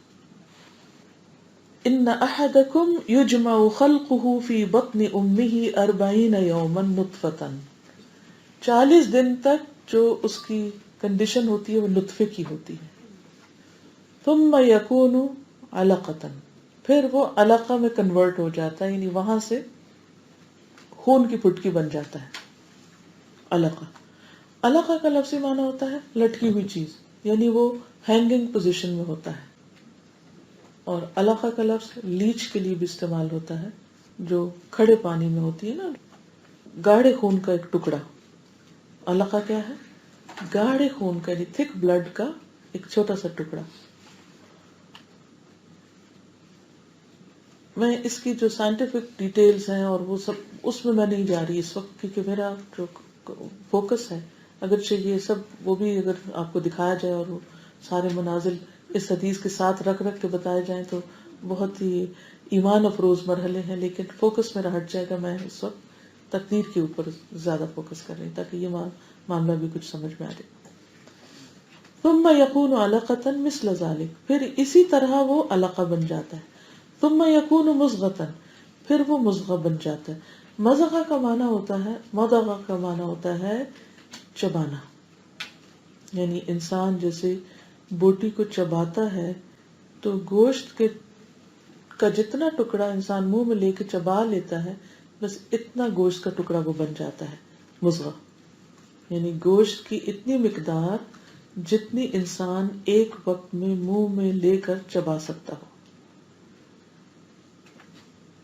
نطفہ، علقہ، مضغہ، مثل ذالک. جب یہ مضغہ ہوتا ہے اور چبائی ہوئی تو اس کی جو شکل ہوتی ہے وہ بھی ایسے ہوتا ہے جیسے کسی نے دانت کے نیچے رکھ کے اس کو چبا کے، چنگم ہوتی ہے نا جیسے، تو اس کی ریڑھ کی ہڈی کے نشان اور اس کی لیگز کے نشان اور اس کے سر کے، اور وہ سب کچھ اکٹھا ہی ہوتا ہے لیکن وہ آثار نظر آنے لگتے ہیں. اس وقت اللہ سبحانہ وتعالی 120 ڈیز میں فرشتہ بھیج دیتے ہیں. 4 مہینے کے بعد، 4 مہینے تک انسان اس روپ تک پہنچتا ہے. ثم یرسل الیہ الملک، پھر اس کے پاس فرشتہ بھیجا جاتا ہے. یہاں بھی بھیجنے والے کا نام نہیں بتایا گیا. کون بھیجتا ہے؟ اللہ سبحانہ وتعالی. کس کی طرف بھیجتا ہے؟ اس جنین کی طرف، فیٹس کی طرف. ٹھیک ہے، یرسل الیہ. پھر وہ کیا کرتا ہے؟ اب یہاں پر الملک کہا گیا، اس کا کوئی نام نہیں ہمیں بتایا گیا. آپ کو یاد ہے نا فرشتوں پر ایمان لانے سے مراد کیا ہے؟ کہ ان کے وجود کو مانا جائے اور ان کے کاموں کو اور ان کے ناموں کو بھی. تو یہاں کوئی نام نہیں بتایا گیا، بس فرشتہ، اینجل. کام بتا دیں گے، نام نہیں یہاں بتایا گیا. لیکن یہ ہمارا ایمان ہے کہ وہ فرشتہ ہی کرتا ہے یہ کام جو اس کو حکم دیا جاتا ہے. ٹھیک ہے، کیا حکم دیا جاتا ہے؟ فَيَنفُخُ فِيهِ الرُّوحُ، وہ فرشتہ اس میں روح پھونک دیتا ہے. اور روح وہ چیز ہے جس کے ساتھ جسم زندہ ہو جاتا ہے، یعنی اب وہ انسان بن جاتا ہے. لیکن اس کیفیت کو اللہ تعالیٰ ہی بہتر جانتا ہے. لیکن یہ بات پتہ چلتی ہے کہ وہ گوشت کا ٹکڑا اس روح کو قبول کر لیتا ہے. اب کتنی حیران کن بات ہے نا، اگر کسی کا اس سٹیج پر مسکیریج ہوا ہو یا کسی کو وہ مضغہ واقعی دیکھنے کا اتفاق ہوا ہو تو اس کے چاروں طرف سے کوئی کھلی جگہ نظر نہیں آتی کہ جہاں سے کچھ پمپ کر کے یا اس کے اندر کوئی چیز الٹا دی جائے یا ڈال دی جائے. اللہ ہی جانتا ہے کہ وہ عمل کیا ہوتا ہے. بس صرف ہمیں یہ بتا دیا گیا کہ روح پھونکی جاتی. اب پھونک جو ہماری معروف پھونک ہے، لیکن اس کی بھی اصل کیفیت اللہ کو پتا ہے کہ کیا، کیونکہ یسألونک عن الروح قل الروح من امر ربی وما اوتیتم من العلم الا قلیلا. یہ آپ سے پوچھتے ہیں روح کے بارے میں، کہہ دیجیے کہ روح میرے رب کا حکم ہے اور تم علم میں سے بہت کم دیے گئے، یو نو ویری لٹل. تو اس لیے اگر سمجھایا بھی جائے تو تمہیں سمجھ نہیں آ سکتی کہ وہ کیا چیز ہے. اس لیے اس کے بارے میں بہت زیادہ سوال کرنا بھی بدعت ہے. جیسے عرش پر استوا کے بارے میں امام مالک نے کہا تھا نا کہ الاستواء معلوم والکیف مجہول والسؤال عنہ بدعۃ، کہ اللہ تعالیٰ عرش پر مستوی ہے، معلوم ہے، کیسے مجہول ہے، ہمیں نہیں معلوم. اور اس کے بارے میں سوال کرنا ہی نہیں چاہیے، کیونکہ جب پتہ ہی نہیں کسی کو تو وہ کیا جواب دے گا کہ کیسے ہے. تو اب فرشتہ بھی کیسے کرتا ہے اس کا جواب ہے نہیں پتہ چلتا، یہ نہیں بتایا گیا. بس یہ پتہ چلتا ہے جب وہ پھونکتا ہے تو جسم روح قبول کر لیتا ہے، اور جب مرنا ہوتا ہے اس کو تو پھر بھی فرشتہ دوبارہ آتا ہے، روح لے جاتا ہے. وہ کیسے نکل جاتی ہے اللہ عالم. کہاں ہوتی ہے وہ، کس سائز کی ہوتی ہے، کس شکل کی ہوتی ہے، کس رنگ کی ہوتی ہے، اللہ عالم. ہم اس بارے میں بالکل جاہل ہیں اور کوئی علم ہم کہیں سے لے بھی نہیں سکتے. کوئی سائنٹسٹ اس کو ڈسکور کر ہی نہیں پایا. جب میں سائیکالوجی پڑھ رہی تھی تو اس وقت جب نفس اور روح اور ان چیزوں کے اوپر بات ہوتی تھی تو سب صرف اقوال ہی اقوال، لیکن کوئی اس کا کنکلوژن نہیں کہ کسی نتیجے پہ کوئی پہنچے کہ اسے واقعی ڈیفائن کر سکے. کوئی ہم ڈیفائن نہیں کر سکتے. بس اتنا پتا ہے کہ روح ڈالی جاتی ہے اور وہ اس میں آ جاتی ہے، اور جب وہ روح ڈل جاتی ہے تو انسان اب جنین نہیں بلکہ انسان ایک طرح سے بن جاتا ہے. اس روح کے آنے کے بعد اگر وہ بچہ، یعنی وہ بچہ کہلاتا ہے، وہ پیدا ہو جاتا ہے یعنی متحرک، تو پھر کیا ہے، وہ اس کا نام بھی رکھا جا سکتا ہے، اور اگر وہ مر جائے تو اس کا جنازہ بھی پڑھانا ہوگا، اس کو مسلمانوں کے قبرستان میں دفن کرنا ہوگا. لیکن اگر یہ اس سے پہلے فوت ہو جاتا ہے، یعنی اگر مضغہ یا علقہ ہی باہر آ جاتا ہے، تو پھر اس میں سے کچھ بھی نہیں کرنا ہوگا. بعض علماء نے تو یہ تک کہا ہے کہ اس کا عقیقہ بھی ہوگا، لیکن بعض دوسروں کا خیال یہ کہ نہیں، عقیقہ 7ویں دن ہوتا ہے. تو اس لیے اگر کوئی بچہ 7 دن تک زندہ نہیں رہتا تو اس کا عقیقہ ضروری نہیں ہے. بہرحال یہ 2 رائے پائی جاتی ہیں اس میں. اب یہاں پر کیا بتایا جاتا ہے کہ جب روح آ جاتی ہے تو پھر 4 باتوں کا حکم دیا جاتا ہے کہ اب اس کی کتاب لکھ دو. کون سی 4 چیزیں؟ رزق، اجل، عمل اور بدبخت ہے یا خود خوش نصیب. کون ہے؟ اب یہ تو پہلے ہی لکھا ہوا ہے. کہیں کہاں لکھا ہوا ہے؟ لوح محفوظ میں لکھا ہوا. کس نے لکھا تھا؟ قلم نے لکھا تھا. کس کے حکم پر لکھا تھا؟ اللہ کے. اللہ سبحانہ وتعالیٰ کا وہ علم تھا جو کسی بھی انسان کے بارے میں، انسانوں کی کیا زمین و آسمان کی تخلیق سے بھی 50,000 سال پہلے اللہ کو پتا تھا کہ فلاں بندہ فلاں عورت کے پیٹ میں پلے گا، بڑھے گا، اور اس کے اندر ایسی روح ہوگی، اور پھر اس کا کتنا رزق اور کتنا اس کی عمر اور کب موت، اور خوش قسمت یا بد قسمت، وہ سارا کچھ وہاں سے انفارمیشن فرشتے کے ذریعے لکھا دی جاتی. اب یہ وہ کدھر لکھتا ہے؟ یہ ایک سوال پیدا ہوتا ہے. یہ تو پتہ چل رہا ہے وہ لکھنے کا حکم دیا جاتا ہے، وہ لکھ دیتا ہے، اس کا بھی نہیں پتہ چلتا. لیکن بعض علماء نے یہ کہا ہے کہ اس کے ماتھے پہ لکھ دیا جاتا ہے. اللہ عالم کہ وہ کندھے پہ لکھا جاتا ہے یا ہاتھ کی ہتھیلی میں لکیروں میں لکھا جاتا ہے یا وہ ماتھے کی لکیروں میں لکھا جاتا ہے. ہم نہیں جانتے، کوئی حتمی بات نہیں پتا. بس یہ پتا چل رہا ہے کہ یؤمر باربع کلمات بکتب رزقی واجلی وعملی وشقی ام سعید، اور ہم اس کو مانتے ہیں کہ ہاں لکھا گیا. یعنی وہ انفارمیشن اب امپلیمنٹ ہونے کی کا ٹائم آ گیا. پہلی چیز ہے رزق. رزق میں صرف کھانا پینا نہیں ہے، رزق میں کیا کچھ ہوتا ہے؟ ہر وہ چیز جس سے انسان فائدہ اٹھاتا ہے وہ رزق ہے. یاد رہے گا؟ مثلا کھانا پینا تو ہے ہی، اس کو تو ہم سب سے پہلے رزق کہتے ہیں. اگر 2 چیزیں رکھے تو آپ کو بات زیادہ سمجھ آ جائے گی. ایک وہ جس سے انسان کا جسم قائم رہتا ہے، فزیکل نیڈز، اور دوسرے وہ جس سے انسان کا دین اور ایمان قائم رہتا ہے. ٹھیک ہے؟ علم نافع، علم دین، یہ سب رزق ہے.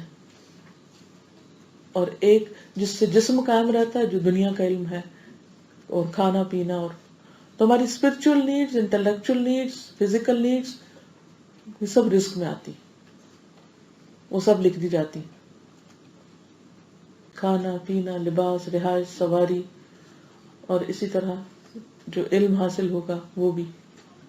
نبی صلی اللہ علیہ وسلم نے فرمایا رزق حاصل ہونے میں تاخیر کی وجہ سے مایوس نہ ہوا کرو کہ کاروبار نہیں لگ رہا، کیونکہ مرتے دم تک بندے کے نصیب کا جو رزق ہے وہ اس تک پہنچ کے رہے گا۔ اس لیے میانہ روی کے ساتھ رزق کی تلاش جاری رکھو، حلال روزی حاصل کرو اور حرام چھوڑ دو، کیونکہ جو ملنا ہے وہ تو ملنا ہے، تو اس لیے حرام نہیں چاہو، حرام نہیں حاصل کرو، حلال طریقے سے چاہو، راستہ ٹھیک اختیار کرو۔ یہ اسی طرح ہے کہ جیسے مثلاً کوئی چیز اسٹیبل پر رکھی ہے، اب اسٹیبل تک پہنچنے کا ایک راستہ یہ ہے اور ایک وہ ہے، آپ کون سا لیں گے کہ جا کے میں اپنی چیز وہاں سے اٹھا لوں؟ جبکہ آپ کو منع کیا جا رہا ہے کہ اس راستے سے نہیں آنا، کیونکہ مثلاً پینٹ گیلا ہے یا ناٹ الاؤڈ، نو انٹری، لیکن آپ کہتے نہیں نہیں مجھے تو شارٹ کٹ ہے، میں تو توڑ رہا ہوں راستہ اور ہاتھ توڑ رہا ہوں، میں جا رہا ہوں، تو کچھ لوگ ریڈ لائٹ توڑ کے چلے جاتے ہیں، اور کچھ لوگ جو ہیں وہ ون وے نہیں جاتے، وہ لمبا روٹ لے کے اپنے اصل راستے سے جاتے ہیں، جہاں پہنچنا انہوں نے بھی وہی ہے۔ لیکن صحیح اور لمبے راستے سے جانے میں صبر چاہیے، اور جلد بازی میں انسان اسی چیز کو حاصل کرنے کے لیے کہتا بس یہی ایک راستہ ہے میرے سامنے، مجھے ادھر سے جانا ہے، مجھے ادھر نہیں جانا، کیونکہ وہ میرے نفس پہ بڑا بھاری۔ لیکن انجام پھر کیا ہوتا ہے ایسی جلد بازی کا؟ مشکلات میں پڑ جاتا ہے، بعض اوقات اس سے زیادہ ٹائم لگ جاتا ہے، پھر جو رستے میں پکڑ لیتی ہے نا پولیس کو، چلان کرتی تو پھر انسان کہتا ہے غلطی کی، پھر ویٹ ہی کر لیتا۔ رسول اللہ صلی اللہ علیہ وسلم نے فرمایا رزق بندے کو اس طرح پا لیتا ہے جیسے موت اسے پا لیتی ہے، مل کے رہے گا۔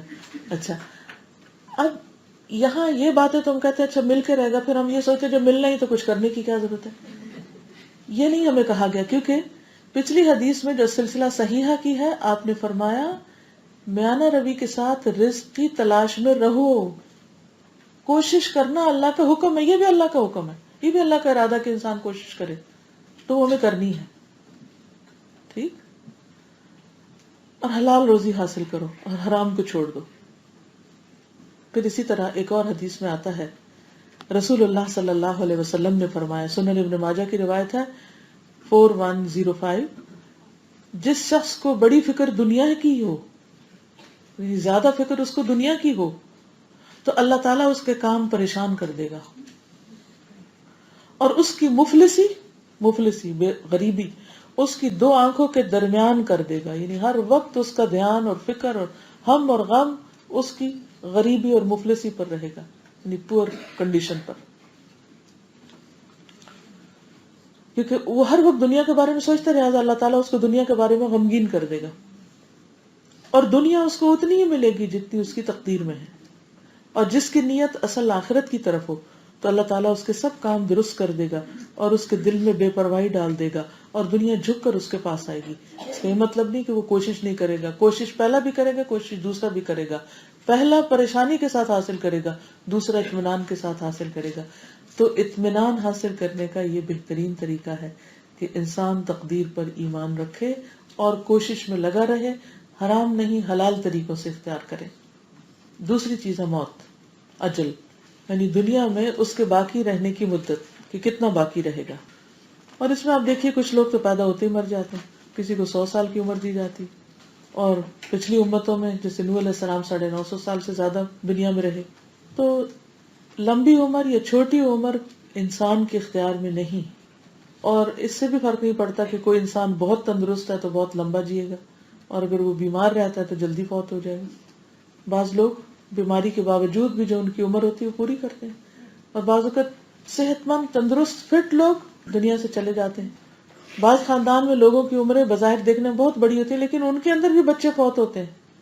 وہ کہتے ہیں نا فلاں قبیلہ یا فلاں علاقہ وہاں پر عمریں بہت لمبی، اوور آل اللہ نے خود ہی فیصلہ کیا کہ کہاں کے لوگوں کی عمر کتنی لمبی ہوگی، لیکن ان کے تجربوں کو جب دوسرے امپلیمنٹ کرتے ہیں تو ضروری نہیں کہ وہی فارمولہ ان پہ بھی چلے.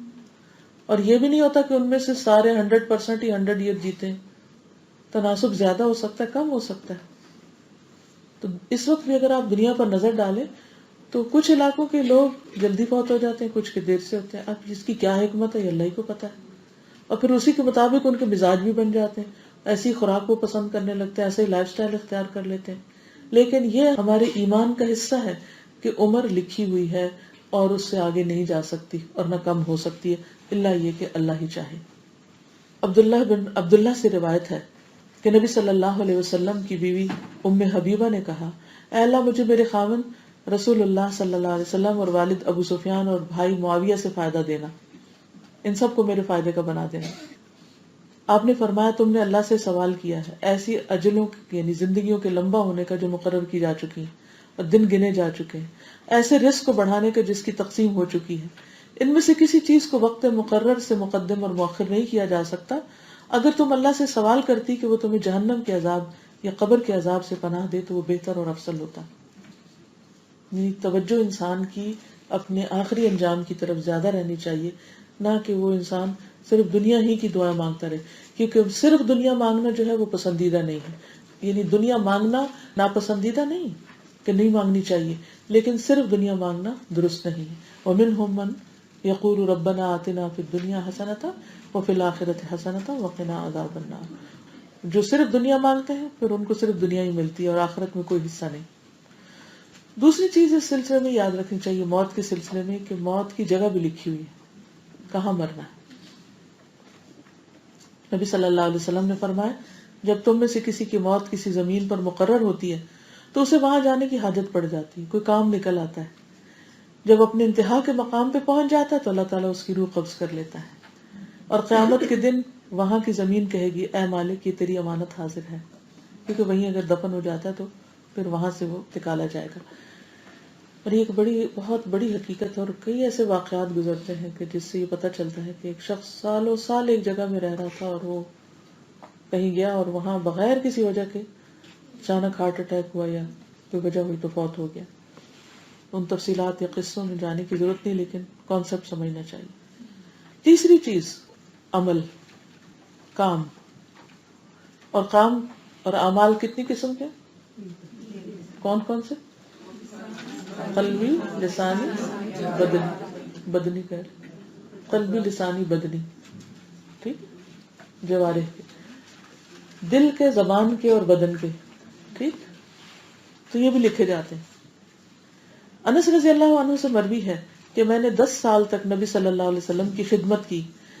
اس دوران اگر آپ نے مجھے کوئی کام کرنے کو کہا اور مجھ سے اس میں تاخیر ہو گئی یا کام نہ کر سکا تو آپ نے مجھے کبھی ملامت نہیں کی. اگر اہل خانہ میں سے کوئی اور ملامت کرتا تو آپ فرماتے اسے چھوڑ دو، اگر تقدیر میں لکھا ہوتا تو یہ کام ہو جاتا. یعنی تقدیر پر ایمان انسان کو کتنا ریلیکس کر دیتا ہے. لیکن یہ کہ کوشش کرنے کے بعد، یعنی کہ کوشش کی، بتایا گیا لیکن بھول گیا یہ شخص یا پورا نہیں کر پایا اس لمیٹڈ ٹائم میں، اب کڑنے کی اور جلنے کی اور ملامتیں کرتے رہنے کی پھر ضرورت کیا ہے؟ اگر مقدر میں ہوتا تو ہو جاتا. اللہ تعالیٰ کیا دیکھے گا؟ مقدر دیکھے گا یا ایفرٹ دیکھے گا؟ ایفرٹ دیکھے گا نا، رائٹ. یہ بات، یہ نقطہ سمجھ لیجئے. وَقُلِ اعْمَلُوا فَسَيَرَ اللَّهُ عَمَلَكُمْ، عمل کرو کیونکہ اللہ تمہارا عمل دیکھے گا. ہم مکلف ہیں کام کرنے کے اور ہدایت کے مطابق کام کرنے کے، باقی فیصلے اللہ کے ہیں، باقی معاملے اللہ کے ہیں. آپ کا ارادہ تھا، اللہ کا نہیں تھا. اب جب یہ بھول گئے اور اللہ کو پتا ہے کہ آپ جان بوجھ کے نہیں آپ نے کوئی کام چوری کی، تو کیا اللہ تعالیٰ اس پہ آپ کو سزا دے گا کہ آپ کیوں نہیں گئے تھے وہاں؟ کیونکہ اللہ ہم سے زیادہ ہم کو جانتا ہے نا، حتیٰ کہ وہ بندوں کے دل میں بھی ڈال دیتا ہے کہ یہ بندہ سچا ہے. تو اللہ تعالیٰ جو سچ بولتا ہے اس کے لیے رستے آسان کر دیتا ہے. وَصَدَّقَ بِالْحُسْنَى فَسَنُيَسِّرُهُ لِلْيُسْرَى. کیونکہ ہم بعض اوقات کچھ انسان جیسے کچھ لوگوں کی عادت ہوتی ہے بھول جاتے ہیں، کچھ لوگ کچھ کام صحیح سے نہیں کرتے، تو پھر ہم بعض اوقات ان کو کچھ کہہ دیتے ہیں، بعض اوقات نہیں کہتے مگر اپنی جان کھائے رکھتے ہیں. کچھ لوگ کسی پل چین میں نہیں ہوتے، ہر وقت پریشان رہتے ہیں. کیوں؟ بھئی کوشش کر لیے نا، اب آرام سے بیٹھو. پیپر دے دیا، پاس ہونا ہو تو ہو جائیں گے، نہیں ہونا ہو تو دوبارہ دے دیں گے. بگ ڈیل، کیا مسئلہ ہے؟ اس میں کوئی خیر ہوگی کہ اللہ تعالیٰ ہم سے دوبارہ پڑھوانا چاہتا ہے؟ اتنا آپ کو ریلیکس کر دے گا تقدیر پر ایمان، لیکن ساتھ ہی ان حکموں پر بھی عمل کے جو آپ کو ایفرٹ لگانے کے لیے کہے گئے، کیونکہ اللہ کے ہاں ایفرٹ دیکھی جائے گی کہ آپ کیا تھے یا آپ کیا کرتے تھے.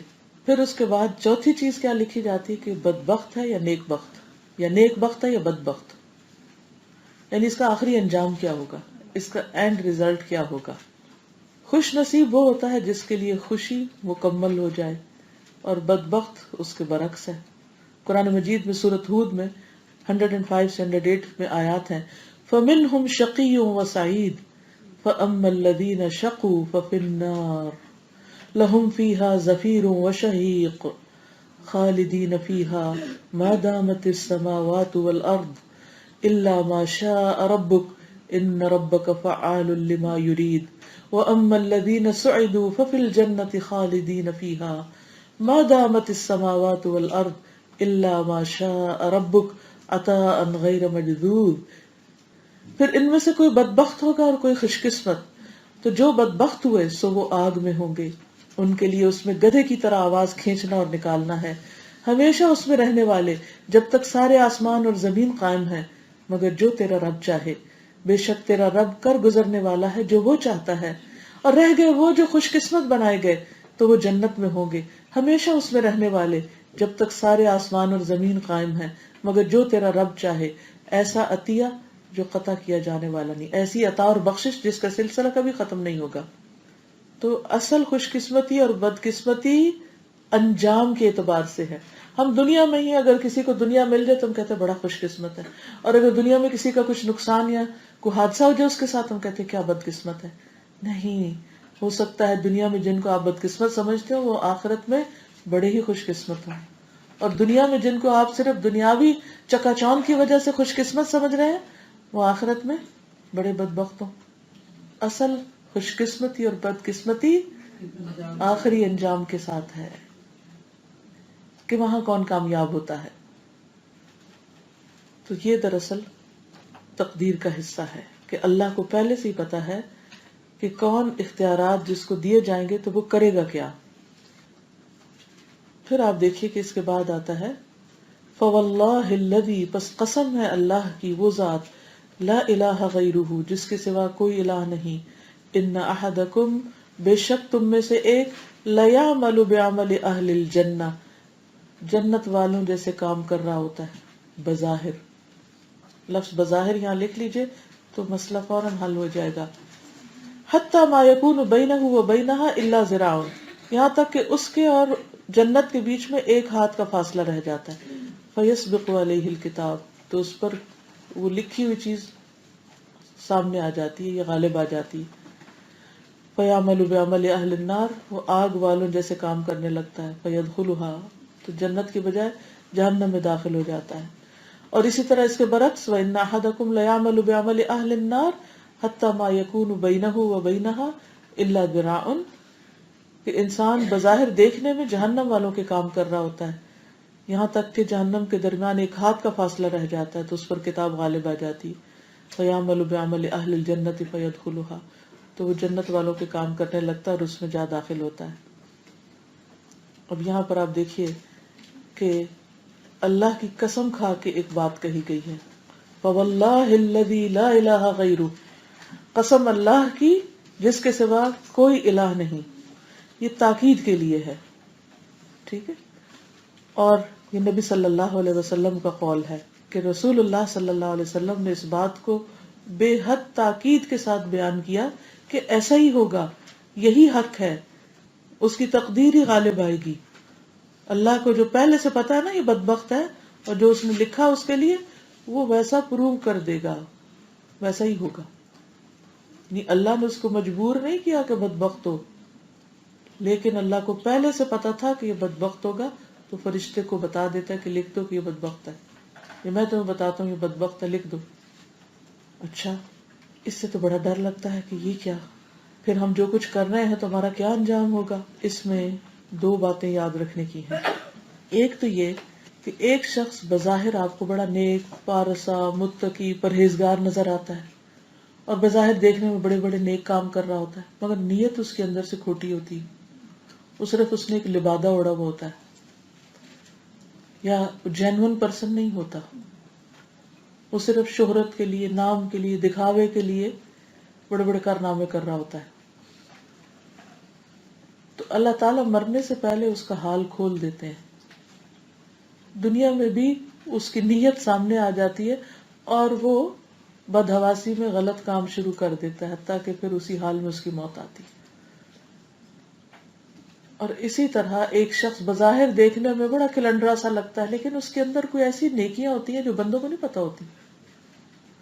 وہ خاموشی سے کیسے غریبوں کی مدد کر رہا ہے یا کچھ، اور لوگ دیکھ کے اس کو کیا کہہ رہے ہیں، یہ بڑا لاپرواہ سا انسان ہے، پتہ نہیں اس کا کیا بنے گا. ہوتے ہیں نا ہم دیکھ کے پریشان بازو کا.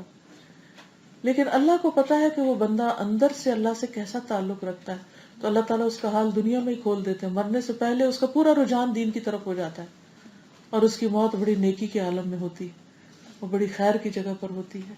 یو نیور نو کہ کوئی شخص بظاہر کتنے غلط کام کر رہا ہو اور اس کی وفات رمضان کی 27ویں رات کو ہو رہی ہو، تو انسان کہتا ہے یہ کیا.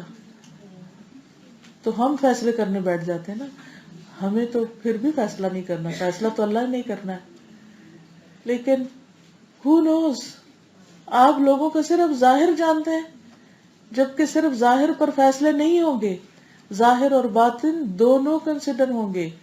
اس لیے کبھی نیک ظاہر کرنے کی کوشش نہ کریں اپنے آپ کو، جو ہے وہی رہیں اور ہر دم اپنی سچائی کو پرکھتے رہیں اور اللہ سے ڈرتے رہیں. یہ ہمیں حدیث پہلے سے بتا دی گئی کہ دیکھو نہ فیصلہ تمہارے کرنے سے ہوگا اور نہ فیصلہ کسی انسان کے کرنے سے، فیصلے کا مالک اللہ ہے. تم زندگی بسر کرو اللہ سے ڈرتے ہوئے اور اللہ سے خیر بھلائی مانگتے ہوئے. اور جیسے میں نے پہلے عرض کیا تھا نا کہ جو شخص سچا ہے، مخلص ہے، سنت کی پیروی کرنے والا، جینون ہے، کوئی اس کے اندر دھوکہ فریب نہیں، کوئی لبادہ اس نے نہیں اوڑا ہوا، کوئی وہ دنیا کی رونقیں اور دنیا کی زینت اور دنیا کی ناموری چاہنے کے لیے کچھ نہیں کر رہا، کیا اللہ اس کو رسوا کر دے گا؟ ہرگز نہیں. لیکن اگر کوئی دھوکہ باز ہے تو اللہ تعالیٰ اس کا بھی پول کھول دے گا، اور اگر دنیا میں نہیں کھلا، کل قیامت کے دن پوری دنیا کے سامنے رسوائی ہوگی اس کی.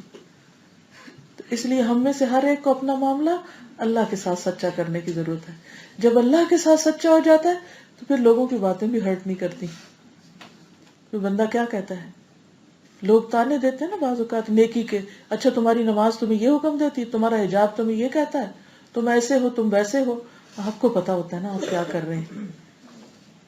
بعض اوقات آپ جنرلی کوئی چیز بھول جاتے ہیں نا، تو کوئی انسان آپ کو یہ کہہ سکتا، اچھا ویسے تم بڑا حجاب کرتی ہے اور تم میٹنگ میں نہیں پہنچی.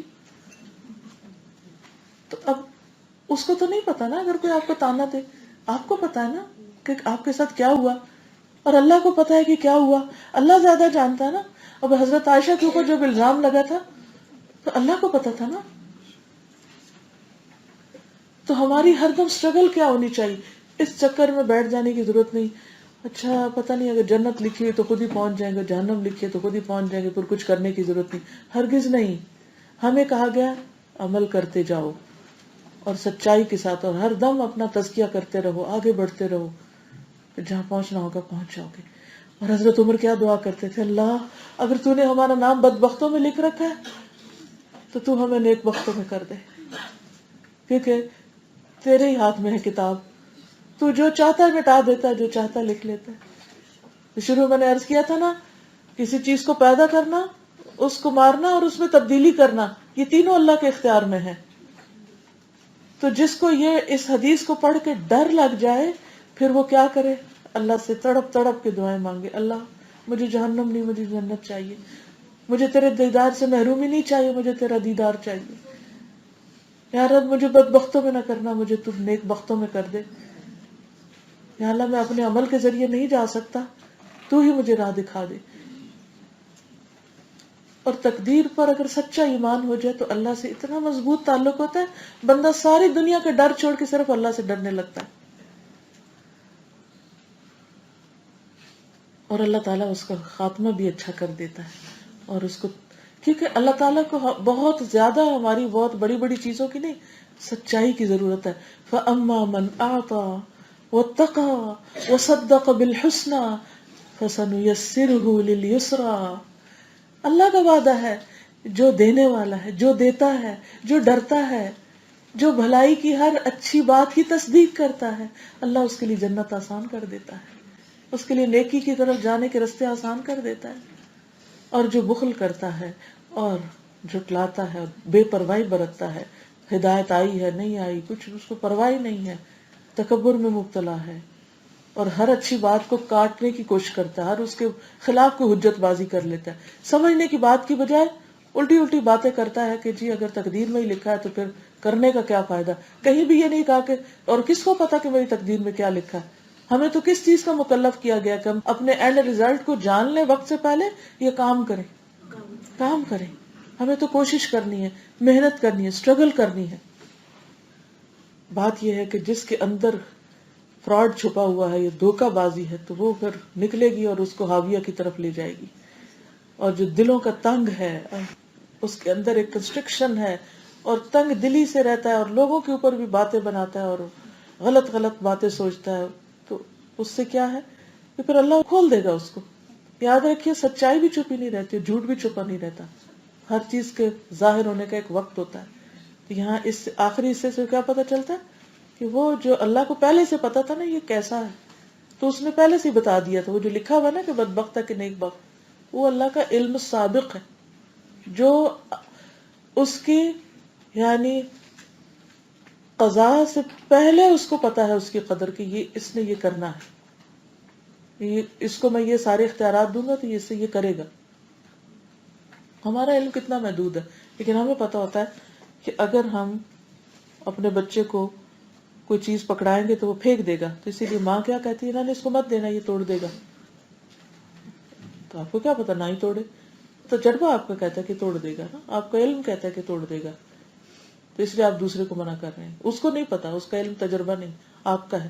تو محدود علم اور تجربے کے ساتھ اگر انسان پریڈکٹ کر سکتا ہے تو اللہ جس کا علم کامل ہے، کیا وہ پہلے سے نہیں بتا سکتا کہ یہ بدبخت ہے کہ یہ نیک بخت ہے؟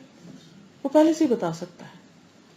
اس لیے یہ کہنا کہ اب چونکہ ہم لکھ ہی دیے گئے تو کچھ بھی نہ کریں، یہ نہیں کہا گیا، یہ نہ اس حدیث سے یہ مطلب نکلتا ہے. تو جو شخص سچا ہوگا اللہ اس کو سچائی کی توفیق دے گا. فَسَنُيَسِّرُهُ لِلْيُسْرَى، اس کو نیک اعمال کی توفیق مل جائے گی، کیونکہ جو اہل جنت میں سے ہوتے ہیں پھر اللہ ان کو جنت میں جانے والے اعمال کی توفیق دے دیتا ہے، اور جو جہنمی ہیں ان کو اسی طرح کی. اور یہ اللہ کو پہلے سے ہی پتا ہوتا ہے. اور نبی صلی اللہ علیہ وسلم کے دور میں ایک شخص جو تھا جنگ میں شریک ہوا، اور جنگ میں شریک ہونے کے بعد اس نے بہت بہادری دکھائی. تو لوگوں نے آ کے نبی صلی اللہ علیہ وسلم سے ذکر کیا کہ فلاں شخص تو بس کسی کو چھوڑ ہی نہیں رہا تھا، اتنے لوگ مارے اس نے. لیکن آپ نے فرمایا مگر وہ اہل جہنم میں سے. تو حضرت سہل کے دل میں لگ گئی یہ بات، تو کہنے لگی کہ میں اب یہ دیکھوں گا کہ کرتا کیا ہے، کیوں آپ نے اس کے بارے میں یہ کہا کہ اتنا اچھا ہے بظاہر دیکھنے میں، کتنی جوش سے لڑ رہا ہے. تو کہتے ہیں کہ اس کے بعد میں اس کا پیچھا شروع کر دیا. وہ جہاں جاتا میں اس کے پیچھے، وہ تیز جاتا میں تیز جاتا، وہ جہاں رکتا میں رک جاتا. تو ہوا یہ کہ اس کو آ کے تیر کوئی لگا جس سے وہ تڑپنے لگا. تو اس نے چاہا کہ اس کی موت جلدی واقع ہو جائے، تو اس نے اپنی تلوار سے اپنے آپ کو ختم کر دیا. تو واپس آ کے بتایا کہ آپ نے سچ کہا تھا. تو بظاہر دیکھنے میں ایک شخص کا عمل بہت بڑا دکھ رہا ہوتا ہے، لیکن کوئی پتہ نہیں، کوئی شخص اس وقت تک خوش قسمت نہیں جب تک کہ اس کا انجام اچھا نہیں ہوتا، اس کی موت صحیح واقع نہیں ہوتی. ایسے کئی ایک واقعات ہیں اس طرح. اسی طرح ایک اور شخص جس کی کل بھی میں نے مثال دی تھی، اسیرم، جو انصار میں سے تھا. وہ پہلے اس کے کچھ معاملے تھے ان کو سیدھا کر رہا تھا، تو اتنے میں جنگ عہد کا وقت آ گیا تو اس کو مسلمان ہوا. جب گیا تو دیکھا سارے مسلمان تو کہیں گئے ہوئے ہیں، وہ کہتا میں بھی جاتا ہوں، جا کے لڑنا شروع کر دیا اور اس میں شہید ہو گیا. حالانکہ ایک نماز نہیں پڑھی تھی اس نے اور کچھ بھی نہیں ابھی کیا تھا. لیکن اس کو لوگوں نے کہا بھی، پوچھا بھی کہ تم کیوں آئے ہو؟ دیکھا کہ میں اللہ اور رسول کی خاطر آیا ہوں، ان کے حکم پر آیا ہوں، کوئی اور چیز تو ملا ہی نہیں. میرے پہلے کچھ کام تھے بس وہ میرے پورے ہوئے تو اب میں آیا ہوں. I was struggling with something. تو اس نے دیر نہیں کی، اس کو پہلا کام لڑنا پڑ کے کیا آسان ہے؟ یعنی ذرا تھوڑا سا اس کے پارٹ میں بھی سوچئے کہ پہلا کام جو اس کو نظر آیا اسلام لانے کے بعد وہ کیا تھا؟ جہاد، جو سب سے مشکل کام ہے. نماز آسان ہے، باقی کام آسان ہے. تو اس جینون تھا نا، سچا تھا، اس نے کوئی بہانہ کر کے بیٹھ نہیں گیا. اچھا ابھی تو پھر میں ذرا آرام کرتا ہوں، اسلام تو لے آیا ہوں اور ابھی تو میں نے کچھ سیکھا نہیں، تو ذرا حضور صلی اللہ علیہ وسلم واپس آ جائے نا، پھر میں کچھ کروں گا. نہیں، وہ سچا تھا نا. اس نے کہا اس وقت کا تقاضا کیا ہے، اس وقت کس چیز کا بلاوا ہے، اسی کو اطاعت کہتے ہیں نا. اللہ تعالیٰ ہم سے کیا دیکھ رہا ہے کہ ہماری بندگی اور اطاعت کیسی ہے. اما من آتا واتقا، اندر کیا ہے، وصدق بالحسنى فسنيسره لليسرى. تو ہمارے اندر کیا رہنا چاہیے کہ اللہ ہم تیرے بندے، تیرے وفادار، تیرے آگے جھکنے والے، اور باقی فیصلے تیرے اپنے ہیں. تو اس حدیث سے کئی ایک باتیں سیکھنے کو ملتی ہیں، اور اس میں آپ دیکھیے کہ حدیث کی روایت کا انداز بھی تھوڑا انوکھا ہے. حضرت عبداللہ بن مسعود کی الصادق المصدوق کہا، کیونکہ تقدیر کے معاملے میں بہت سے لوگ مانتے نہیں ہیں، سمجھنے کی کوشش نہیں کرتے، اپنا معاملہ اللہ کے سپرد نہیں کرتے، اور عموماً سمجھ کے بھی سمجھ نہیں دیتے، اور پھر اعتراض ہی کرتے رہتے ہیں. تو اس لیے بہت بہترین طریقے سے انہوں نے حدیث روایت کی ہے. دوسری بات یہ ہے کہ اللہ تعالیٰ اپنے بندے سے کتنا پیار کرتے ہیں کہ ابھی وہ اتنا سا ہے، چھوٹا سا، ابھی روح پڑی ہے اس کی، تو اس کے رزق اور ہر چیز کا بندوبست کر دیا کہ اس کو یہ ملے گا. کتنا کیئرنگ ہے ہمارا رب. ماں نے تو ابھی کچھ بھی نہیں کیا، کسی اور نے کچھ بھی نہیں کیا، اللہ نے اس کے زندگی، رزق، سارا کچھ اس کے لیے دے دیا. پھر یہاں ایک اور مسئلہ بھی جو سائڈ کا مسئلہ وہ یہ بھی نکلتا ہے کہ کیا 40 دن تک جب کہ ابھی وہ علقہ نہیں بنتا، نطفہ ہی ہوتا ہے، تو اس کو ضائع کرایا جا سکتا ہے. تو بعض کہتے ہیں کہ ابھی چونکہ نہ روح پڑی ہے نہ کچھ، تو ضائع کرا سکتے، لیکن بعض ہی کہتے ہیں کہ نہیں، اس کو ضائع نہیں کر سکتے، کیونکہ اس کے اندر گروتھ شروع ہوگی. وہ ایک لیونگ سیل ہے، لائف کی ایک اور قسم ہے. روح کے بعد ایک اور قسم آتی ہے زندگی کی، اور روح سے پہلے بھی جو چیز موو کرتی ہے وہ ایک قسم کی لائف ہوتی ہے، تو اس کو ختم نہیں کرنا چاہیے. پھر اسی طرح یہ ہے کہ اللہ سبحانہ وتعالیٰ کے کاموں کا طریقہ پتہ چلتا ہے کہ پوری پلاننگ کے ساتھ 40 پھر روح، پھر اس کے بعد، اور پھر فزیکلی بھی انسان اسی طرح گرو کر رہا ہوتا ہے. اس طرح پودا بھی جب نکلتا ہے ایک بیج، اور بیج کے بعد تنا، اور پھر شاخیں، پتے، پھل، پھول. پلاننگ، طریقہ کار، ڈیزائننگ. اچھا ہم جب کوئی کام کرنے لگتے ہیں ہم کیا کہتے ہیں، سب کچھ کٹھا ہی ڈال دو، خود ہی پک جائے گا. ایک یہ پکانے کا طریقہ ہے. اور ایک کیا ہے، پہلے ایک چیز، پھر دوسری، پھر تیسری. پھر اسی طرح بعض اوقات ہم قبل از وقت چاہتے ہیں کہ بس یہاں کھڑے نا فوراً چھت پہ پہنچ جائیں.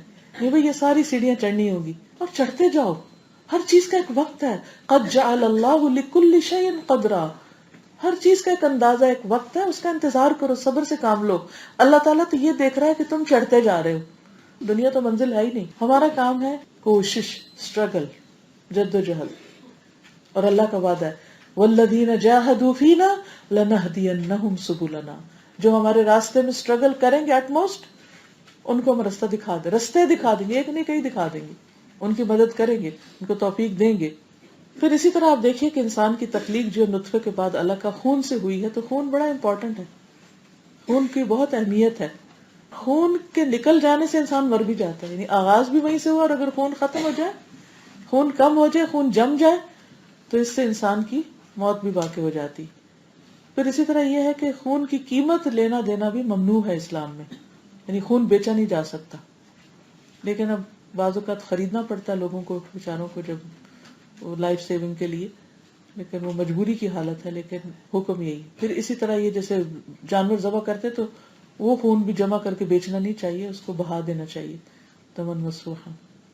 پھر آپ دیکھیے کہ یہ جو اللہ سبحانہ وتعالیٰ کی قدرت ہے نا، جس نطفہ تھا، نطفے سے علقہ ہوا، علقہ سے مضغہ ہوا، اور مضغہ کے بعد جس کو چاہتا ہے جیسی رنگ، شکل، صورت، سب اللہ کا فیصلہ ہے. اس لیے بندوں کے رنگ و شکلوں پر نہیں ہنسنا چاہیے، اور نہ ریشسٹ ہونا چاہیے. جس کسی کو بھی دیکھے اور اگر ذرا حیرت ہو یا اپنے سے ڈفرینٹ معلوم ہو، تو کہنا یہ میرے رب کی تخلیق. کسی کا ناک بہت چوڑا ہے، یا کسی کی آنکھیں چھوٹی ہیں، یا کسی کے بال، یا کسی کا سائز یا حلیہ یا اس کے دانت یا اس کی کوئی بھی انداز آپ کو پسند نہیں آ رہا، کہا کریں یہ میرے رب نے بنایا، یہ مجھے کوئی حق نہیں اعتراض کرنے کا.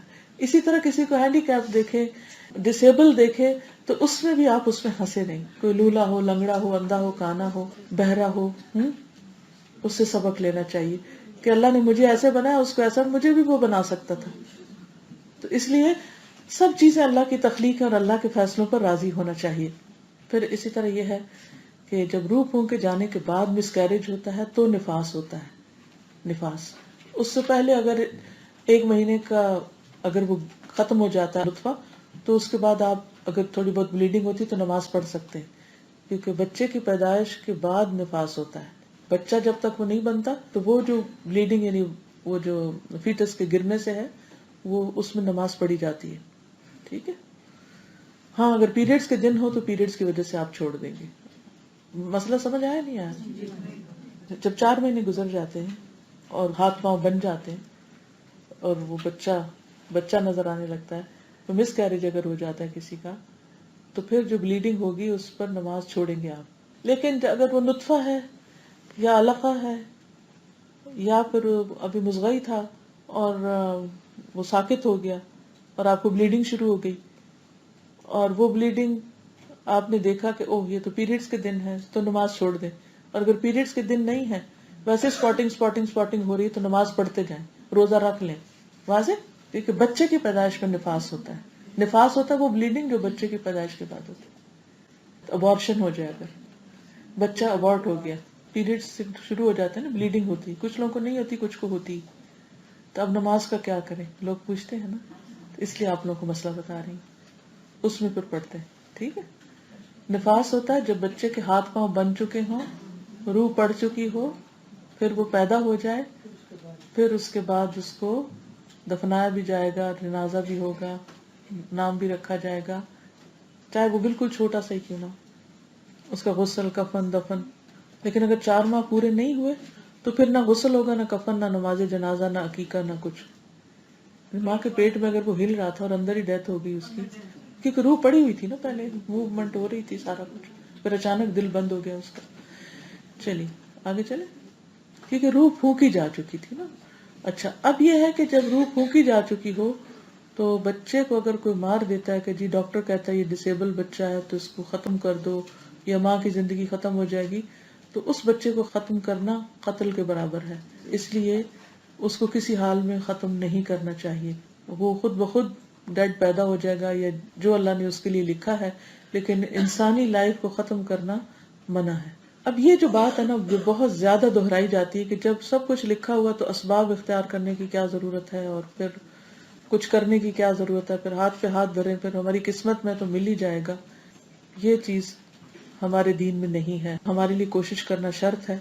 رسول اللہ صلی اللہ علیہ وسلم نے فرمایا، صحیح مسلم کی روایت ہے، طاقتور مومن اللہ کے نزدیک کمزور مومن سے بہتر اور پسندیدہ ہے.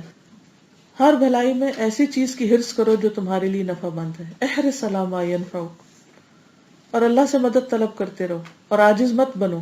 اگر تم پر کوئی مصیبت آئے تو یہ نہ کہو کاش میں ایسا اور ایسا نہ کرتا، کیونکہ کاش شیطان کا دروازہ کھول دیتا ہے. اللہ نے ایسے ہی لکھا تھا، ایسے ہی ہونا تھا. نبی صلی اللہ علیہ وسلم ایک جنازے میں تشریف فرما تھے. آپ نے ایک چیز لی اور اس سے زمین کو ریدنے لگے، کسی لاٹھی وغیرہ سے.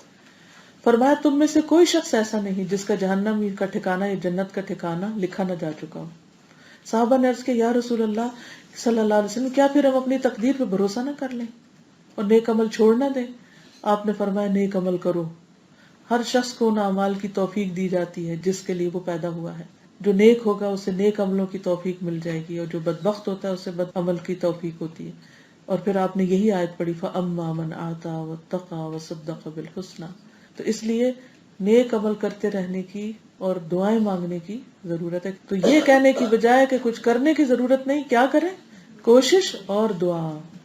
اچھا بعض لوگ یہ بھی سوال کرتے ہیں کہ وہ تقدیر کس زبان میں لکھی جاتی ہے، تو اس کا بھی جاننا ضروری نہیں، بس لکھ دی جاتی ہے. ٹھیک ہے، کہاں اور کیسے اور کس قلم کے ساتھ فرشتہ کو پین لاتا ہے یا کمپیوٹر لاتا ہے یا کیا کرتا ہے، اللہ عالم. ان چیزوں کے بارے میں ہمیں ہمیشہ یہ سوچنا چاہیے کہ یہ اللہ کے علم میں، ہمارے علم میں نہیں ہے، اور یہ غیر ضروری چیزیں ویسے بھی. اور یہ یاد رکھیے کہ تقدیر پر ایمان لائے بغیر ایمان مکمل نہیں ہوتا. اور اللہ نے جو کچھ لکھا ہے اس میں حکمت ہے. قرآن مجید میں آتا ما اصاب من مصیبت فی الارض ولا فی انفسکم الا فی کتاب من قبل ان نبرأها ان ذلک علی اللہ یسیر لکی لا تأسوا علی ما فاتکم ولا تفرحوا بما آتاکم واللہ لا يحب کل مختال فخور. کوئی مصیبت نہ زمین پہ پہنچتی ہے نہ تمہاری جانوں پر مگر وہ ایک کتاب میں لکھی ہے اس سے پہلے کہ ہم اسے پیدا کریں. یقیناً یہ اللہ پر بہت آسان ہے تاکہ تم نہ اس پر غم کرو جو تمہارے ہاتھ سے نکل جائے اور نہ اس پہ اکڑ جاؤ جو تمہیں ملے. اور اللہ کسی تکبر کرنے والے اور بہت فخر کرنے والے سے محبت نہیں رکھتا. تو اس لیے اللہ کے فیصلوں پر راضی رہنا چاہیے. ایک اور چیز یہ کہ تقدیر پر بلا وجہ گفتگو منع ہے. رسول اللہ صلی اللہ علیہ وسلم نے فرمایا جب میرے صحابہ کا تذکرہ ہونے لگے تو خاموش رہنا کیونکہ ان کے اختلافات تھے، ان کو ہوا مت دینا. جب ستاروں کا ذکر ہونے لگے تو خاموش رہنا کیونکہ لوگ اس سے تقدیر وابستہ کر لیتے ہیں سٹار اسکیل سے. اور جب تقدیر کے مسئلے کا ذکر ہونے لگے تو خاموش رہنا. تو 3 مواقع پر خاموشی اختیار کرنی. کون سی؟ صحابہ کا ذکر، ستاروں کا ذکر اور تقدیر کا ذکر. بحث نہیں کرنی زیادہ. نبی صلی اللہ علیہ وسلم ایک روز صحابہ کے پاس تشریف لائے. حضرت عبداللہ بن عمر کہتے ہیں تو وہ تقدیر کے بارے میں بحث کر رہے تھے آپس میں. آپ کا چہرہ مبارک غصے سے اس قدر سرخ ہو گیا گویا اس پر انار کے دانے نچوڑ دیے گئے. تب نبی صلی اللہ علیہ وسلم نے فرمایا کیا تمہیں اس بات کا حکم دیا گیا ہے؟ کیا تمہیں اس کام کے لیے پیدا کیا گیا ہے کہ تم اللہ کی تقدیر پہ بحث کرو؟ تم قرآن کی آیات کو ایک دوسرے سے ٹکرا رہے ہو. تم سے پہلی امتیں اسی وجہ سے تباہ ہوئیں. عبداللہ بن عمر نے فرمایا مجھے رسول اللہ صلی اللہ علیہ وسلم کی کسی مجلس سے غیر حاضر ہونے پر اتنی خوشی نہیں ہوئی جتنی اس پر، کیونکہ وہ اس وقت خود وہاں موجود نہیں تھے جب لوگ بحث کر رہے تھے تقدیر کے مسئلے پر. اور تقدیر کے منکر کا کوئی عمل قبول نہیں کہ اگر کوئی کہ میں نہیں مانتا تقدیر کو. کیونکہ 2 طرح کے طبقات مسلم امہ میں پائے گئے. ایک وہ جنہوں نے کہا کہ انسان تو بس مجبور ہے، باندھ کے چھوڑ دیا گیا ہے اور کوئی چیز اس کے اختیار میں نہیں. اور کچھ نے کہا تقدیر وقدیر کچھ نہیں ہے، انسان خود مختار ہے جو چاہے کرے. لیکن اصل ایمان کیا ہے کہ انسان کو ایک طرف ارادہ بھی دیا گیا، اختیار بھی دیا گیا، اور دوسری طرف اس کی لمٹس رکھ دی گئی ہیں، تقدیر بھی مقرر کی گئی ہے. ٹھیک ہے. آخر دعوانا ان الحمدللہ رب العالمین. جی اب کوئی سوال ہو تو کر لیجیے. اللہ کو معلوم ہوتا ہے کہ کون کس کا پارٹنر بنے. استخارہ اصل میں دعا ہے خیر مانگنے کی. وہی جو نا کہ دعا جب انسان کرتا ہے تو اس میں کیا کہتا ہے اللہ آپ کے علم ہے، اللہم انی استخیرک بعلمک واستقدرک بقدرتک واسألک من فضلک العظیم فانک تعلم ولا اعلم فانک تقدر ولا اقدر ان كنت تعلم ان هذا الامر خیر لی فی دینی ومعاشی وعاقبۃ امری فاقدره لی ویسر لی وان كنت تعلم ان هذا الامر شر لی فی دینی ودنیای وعاقبۃ امری فاصرفه عنی واصرفنی عنه واردنی واقدر لی الخیر حیث کان. خیر جہاں بھی ہے وہ میرے مقدر میں کر دے، کیونکہ تقدیر کا مالک تو اللہ ہی ہے نا، بنانے والا وہی ہے. ثم اردنی بھی، پھر مجھے اس پر راضی بھی کر دے. کیونکہ بعض اوقات اللہ کے فیصلے ایسے ہوتے ہیں جن پہ ہم راضی نہیں ہوتے، ہم کچھ اور چاہ رہے ہوتے ہیں، اللہ تعالیٰ کچھ اور چاہ رہا ہوتا ہے. تو استخارہ جو ہے یہ بھی اسی کا حصہ ہے جیسے دوسری دعائیں ہیں. تو یہ ایک مخصوص دعا بتا دی گئی کہ انسان فیصلے کرتے وقت معاملہ پھر اللہ پہ چھوڑ دے، توکل کرے. جی یہ کہتے ہیں انہوں نے اپنے خاندان کے بچوں کو یہ کہتے ہوئے سنا ہے کہ تقدیر وغیرہ کوئی چیز نہیں، اللہ نے بندوں کو دنیا میں بھیج دیا، وہ اپنی تقدیر خود بناتے ہیں. تو یہ عقیدہ غلط ہے. ایسا عقیدہ رکھنے والے کا نہ فرض قبول ہے نہ نفل قبول ہے. تو اس لیے اپنے بچوں کی بھی اور آس پاس کے لوگوں کی بھی فکر کیجیے اور ان کو بحث کیے بغیر اس نازک بال سے بھی زیادہ باریک نازک ٹاپک کے اوپر جو کہا گیا بتایا گیا وہ بتا دیجیے. علم دینا ضروری ہے اور یہ تسلی رکھنی چاہیے کہ اللہ بندوں کے حق میں ظلم نہیں کرتا. ہمارا کام کوشش کرنا ہے اور اللہ سے اچھا گمان رکھنا ہے اور اچھی امید رکھنا. We can give blood without money transaction. Yes, we can donate. یہ چیزیں جو ہیں یہ غلط ہیں اور اس شرک کے زمرے میں آتی ہیں کیونکہ فائدہ نقصان نہ ستاروں میں ہے اور نہ ہی پتھروں میں ہے، وہ اللہ ہی کے حکم سے ہوتا ہے. کسی بھی چیز سے فائدہ پہنچ سکتا ہے ہمیں جب اللہ کا اذن ہو جائے. تو اس پر یقین نہیں رکھنا چاہیے. ایسے چینل نہیں دیکھنے چاہیے اور نہ ہی ایسے پروگرام کے اوپر یقین کرنا چاہیے. نحمدہ ونصلی علی